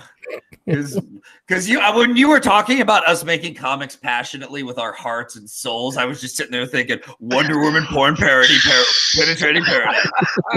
It was so funny, but I didn't want to ruin it. You know, you were giving such a beautiful speech. Actually, you were saying a lot of good stuff. Anyway, so Monster MD, the comic book I've been polishing, working my ass off on since 2015. It's the story about Dr. Wyatt Black, a fallen from grace surgeon who is now the underground doctor for the local monsters. He and his cute and spunky invisible assistant Heidi work at night to help mend the things that live under kids' beds, to turn the paranormal into their patients. He works on them in this meat wagon, what they call the meat wagon, this big truck he's converted in kind of his lab on wheels. And you end up finding out how he gets this bizarre, mysterious zombie arm that he has sewn onto his body. And you end up discovering what led him down the road to becoming a monster doctor. It's not a big, long origin story, though. That's just a quick flashback. The actual story, the real heart of it, is about him trying to find his place. He thinks he wants to quit being a doctor to the monsters. And then he loses Heidi to this masked madman who already ruined his life once before, basically his worst nightmare. And he has to go, rescue Heidi, but he doesn't even know if he wants to help monsters anymore. He doesn't know if, he can depend on them, and he ends up having to depend on them in big ways to win her back and confront his worst fears. So it's a great story, a lot of heart, a lot of comedy, a lot of the classic monsters you grew up knowing and loving make cameos, a lot of horror movie references hidden throughout the book. It's 113 pages, amazing art, amazing colors. You get a great product for what I hope you think is a good price. A lot of people telling me they think it is. And this is my first book on the scene, and I'm in it to win it. So I just really hope I can get people's support on this. There's more art and more story to come if you like this one. It's pretty much like the culmination of me studying comics, making comics for years, making, everything, character design. This is very much my vision polished to where the chrome has come off. So, and too. So, and then, yeah. And there's a poop jar. You have to find out why that poop jar ends up being the hero of the story. Yeah. Okay. I got a jar of poop. I got a jar of poop. That classic old tune. But no, it's funny and it's poignant. I guess it's got characters that hopefully you can actually really get into, and a story that I think appeals even to people who aren't monster fans. So, $25. You get the signed comic, 14 pages, over 100. Yeah, 113. Yeah, that's legit. That's a good price. Like I said, this is one I backed quickly. I don't remember when I backed it, but I backed it. I'm excited to get it. Yeah, looks really good. Strongly suggest it. The link is in the description below for everybody that's interested in backing. And I'm sure, I know I haven't been very good at posting links, but others have been. So really appreciate that, everybody that's been posting links. Yeah, good stuff. I must know. I'm just gonna look at the chat real quick. Let's see, Angram. I'm gonna start there. Oh, I've got the screen locked on me too. Angram says, "Do you know what to do with Ted's piece yet?" Yeah, Ted Lehman also did a piece for my book Downcast, and we're gonna kind of wait till for. I mean, what I'm planning on doing with it is making it a chapter break, because there is a chapter break in the middle of the book, and I always like it when you see the cover art or whatever, you know, when you're reading a trade paperback. So that's what I'm planning on doing with it. But you know, it's possible we could just put it in the back because we left some pages for sketches and things like that. But we'll see. So that's my plan right now. Unkindness of Ravens says, how long can you keep a campaign open? In the in-demand store, you can keep it open as long as you make at least, I think it's like at least $100 within 6 months or something like that. I read their rules for it, and it's really low, so you could keep it open for quite a while. My plan is to get the book done. That's why we hired on more people on the creative team, just to make sure the quality stays high, but we're gonna, you know, be able to work through it at a faster pace. So I don't know yet when we're closing the campaign, though. We're still in the thick of things. Let's see, scrolling down. Unkindness of Ravens. Will Eric be continuing the story in other Flying Fortress? Well, this is a complete story. I will say that. You get there's a resolution, a definite ending. Nice. But if it goes well, I do have treatment for a Flying Fortress 2. The problem I see with that right off the bat is this is a 200-page story, so the sequel would probably need to be the same or thereabouts. So that would be a lot of work. But if the book took off and everybody that read it just couldn't wait to get a sequel, then it's not off the table for sure. So yeah, there are more Flying Fortress stories in the future if it comes to that. If they are demanded, they will be there. Yeah, if the demand is there, for Yeah. sure. I was gonna say Eric has a lot of projects coming up too. Yeah, I do. Yeah. We'll just leave it at that. Yeah. Is there the same all the projects that you're lettering? No, there are other things. No, I just wanted you to list all of them just to see. You want me to list all of them? Where's my sheet? I think it's in the. You have to do the do it. Like, Do that's it. I have a sheet with them written down, but I can't. Ironic. It was right there, so it means that I cleaned it up and put it somewhere. But let me go off the top of my head. Jawbreakers, Graveyard Shift 2, Jawbreakers, God King, Devil Dog, Desolation Wave, The Good Night, Downcast, Monster MD, Shinobi Sasquatch, Earthworm Jim, Red Rooster, Doom Kicker, Gunship Thunder Punch, Liam Gray's book, Xenotype. There are more, and they're not coming to my mind right now. But probably double that, and you're getting closer to where I'm at lettering. basically like 90% of everything on Indiegogo. That's what it feels like. Yeah. That's what it feels Oh like. It's my nice. I mean, God. this is my day job now, which is great. So my side hustle is my own books. My day job is everybody else's books. How amazing is it to actually be able to do something you love for a living and then be able to do something you love even more as a side hustle? Like, how great does it feel to wake up in the morning when your job is doing something you love doing? It's quite humbling. I've been trying the indie comic scene. Well, like I said, Flying Fortress started in 2011. I've been trying this for a while. Yeah. And honestly, John Malin's tweet that said we're looking for a letterer for Graveyard Shift. That was it. That was the one. And then I remember that. I got that job, and literally a week later, Richard, your boy Zach, who when he was still on Twitter, posted a photo of page 1 of Jawbreakers, the splash page that everybody knows. It's one on the T-shirt. Everybody thought it was going to be cover. It's page 1, and he said lettering Jawbreakers today, and it was not great. It was the same quality of lettering you see in Iron Sights, because he lettered Iron Sights. Right. And I emailed him that second because I was like, oh man, because really, a really good book can be ruined by bad lettering. Yes. It really can. And it wasn't terrible, but the balloons were just, they didn't have the right look. You know, the straight tails and the straight connecting tails between balloons, and it was just sort of not up to snuff. So I emailed him, and I titled it. I remember the subject line was "Make Lettering Great Again," and I just wanted to see if I wanted to grab his attention, right? So I got a response. I was like, hey, you know, I saw your letter in it. Great lettering bad lettering could kill an otherwise great book. I'd like to help out John, who drew Jawbreakers. John, I was like, John Malin just hired me on to do Graveyard Shift, yada yada yada. We emailed back and forth 3 or 4 times in that email chain, and then he's like, all right, we'll get started this weekend. And I got the pages that weekend, and Nice.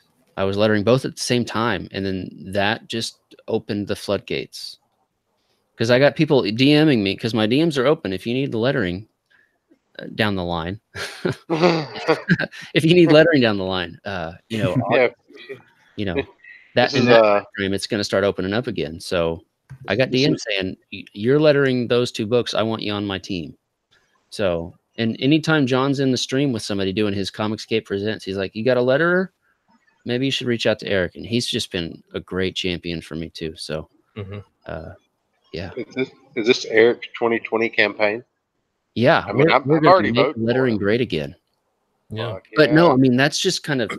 Sorry, I got on a little bit of a rant here, but you know, I was able to sort of find this pocket that wasn't filled, and it's been good. And yeah, I guess when you said, "How's it feel to have your side hustle be the same thing?" It's like, wow, I never really thought of it like that, but that's true.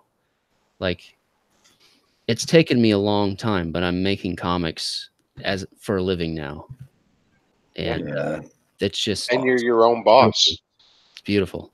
That's awesome. And what I love about it is that it was born from you going, no, like this lettering will not do. We need to make the most high quality like stuff we can, because this is more than just your comic book. You know what I mean? That was the thing. It was like this would be a big deal if it came out that way. Like, I'm not trying to like crap on the guy's lettering. I mean, he can do an actually fairly decent job, and his lettering edits come back and they're like, oh yeah, that obviously makes sense. Everybody comes back with edits, but it's just a Jawbreakers Lost Souls would have been a different book if I hadn't lettered it. And I'm not trying to say that as like, oh, look at me, I did but you know, I'm just trying to, you know, they would have had more ammunition against it. Mm-hmm. Right. Yeah. Right. Exactly. Liam Gray, again, just crushing it with the super chats. Appreciate that. $2 Australian. Thank you very much. He says colorists and letterers are the rarest thing in Comicsgate. Yeah. I will say, from my perspective, there's room for another letterer that's lettering a lot of books. I think so. I don't, you know, I'm not going to hire you just so you know, I'm hiring Eric for everything I do. But I think there's room. Yeah. Colorist, coloring takes a long time, and you commit to a project. That has been something for me personally. I'm always looking out to find colorists for just little things, even like that cover I did. I'm totally drawing a blank here. My variant cover, Matt Weldon did.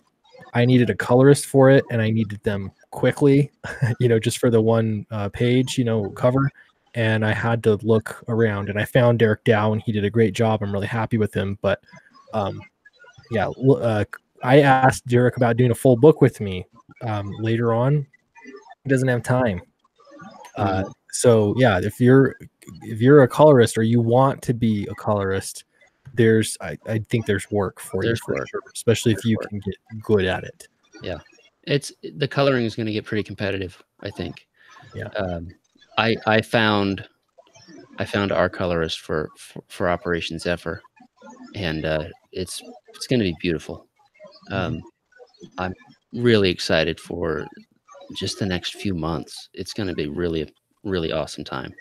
Yeah, the problem that I found with it is, like, since I do some coloring, is that it's kind of like I don't have the experience, so I'm like I don't know what to charge, and then also it's like there's a bit of a wishy-washiness of, well, you don't have experience, so we're not sure whether you're right or whatever, and so you're just sort of in limbo. It's hard. 2 months worth of work that I don't know whether I can do or whether they're going to offer me or what, and I have to balance that against what other people are talking to me about with that type of stuff. So it gets hard to judge like what to do. There are a few things. Fan art is big. I'll tell you, Anne Graham has been on my radar because she does fan art. And she colored the Ted Lehman piece for Downcast, and she's doing one like the line art and everything. And so I can only speak for myself, but that definitely makes people stand out. And of course you got to find the right project to work on. It's kind of like writing, I guess, too. It's like the first one is kind of an internship. Her Anne Graham's, I think she's the same artist. I get Anne Graham and Dinah mixed up. I think they're her Alita colors is like on that one piece that Malin did. Yeah, really great. Yeah, really good. Fantastic. Yeah. Ted Lehman's another one. Ted just started doing fan art, and he did the piece for Eric's book too. That poster, it's amazing. I mean, he sent me the original, that one he did for Downcast with Joanne. It's beautiful.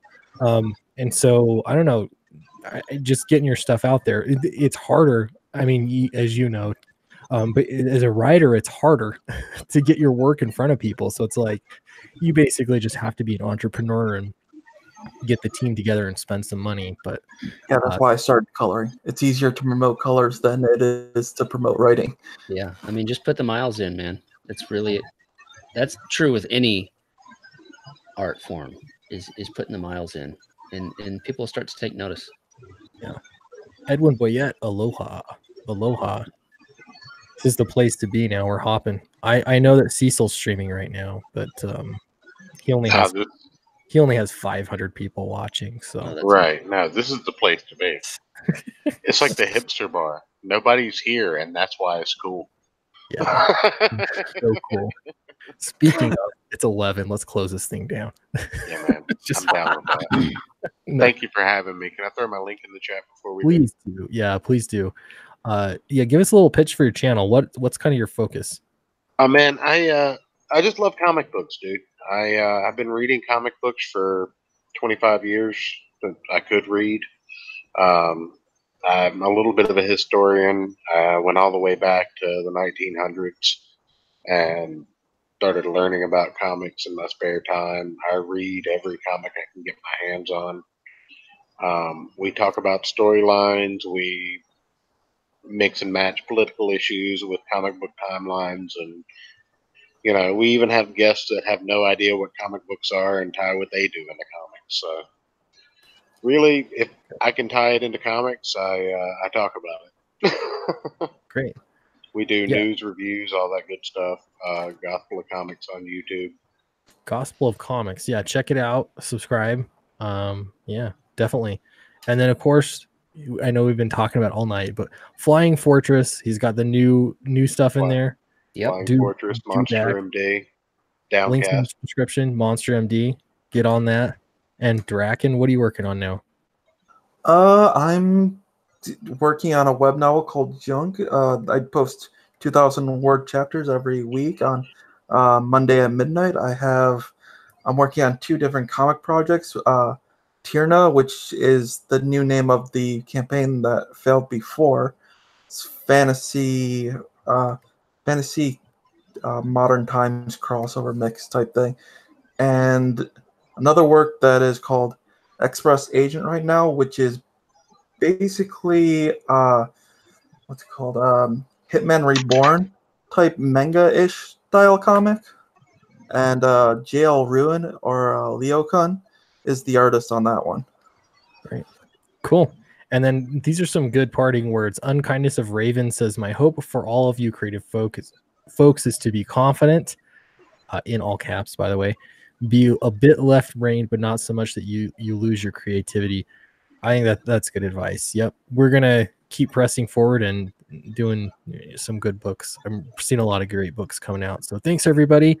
Don't forget to like, subscribe, all that good stuff. And we will see you next time.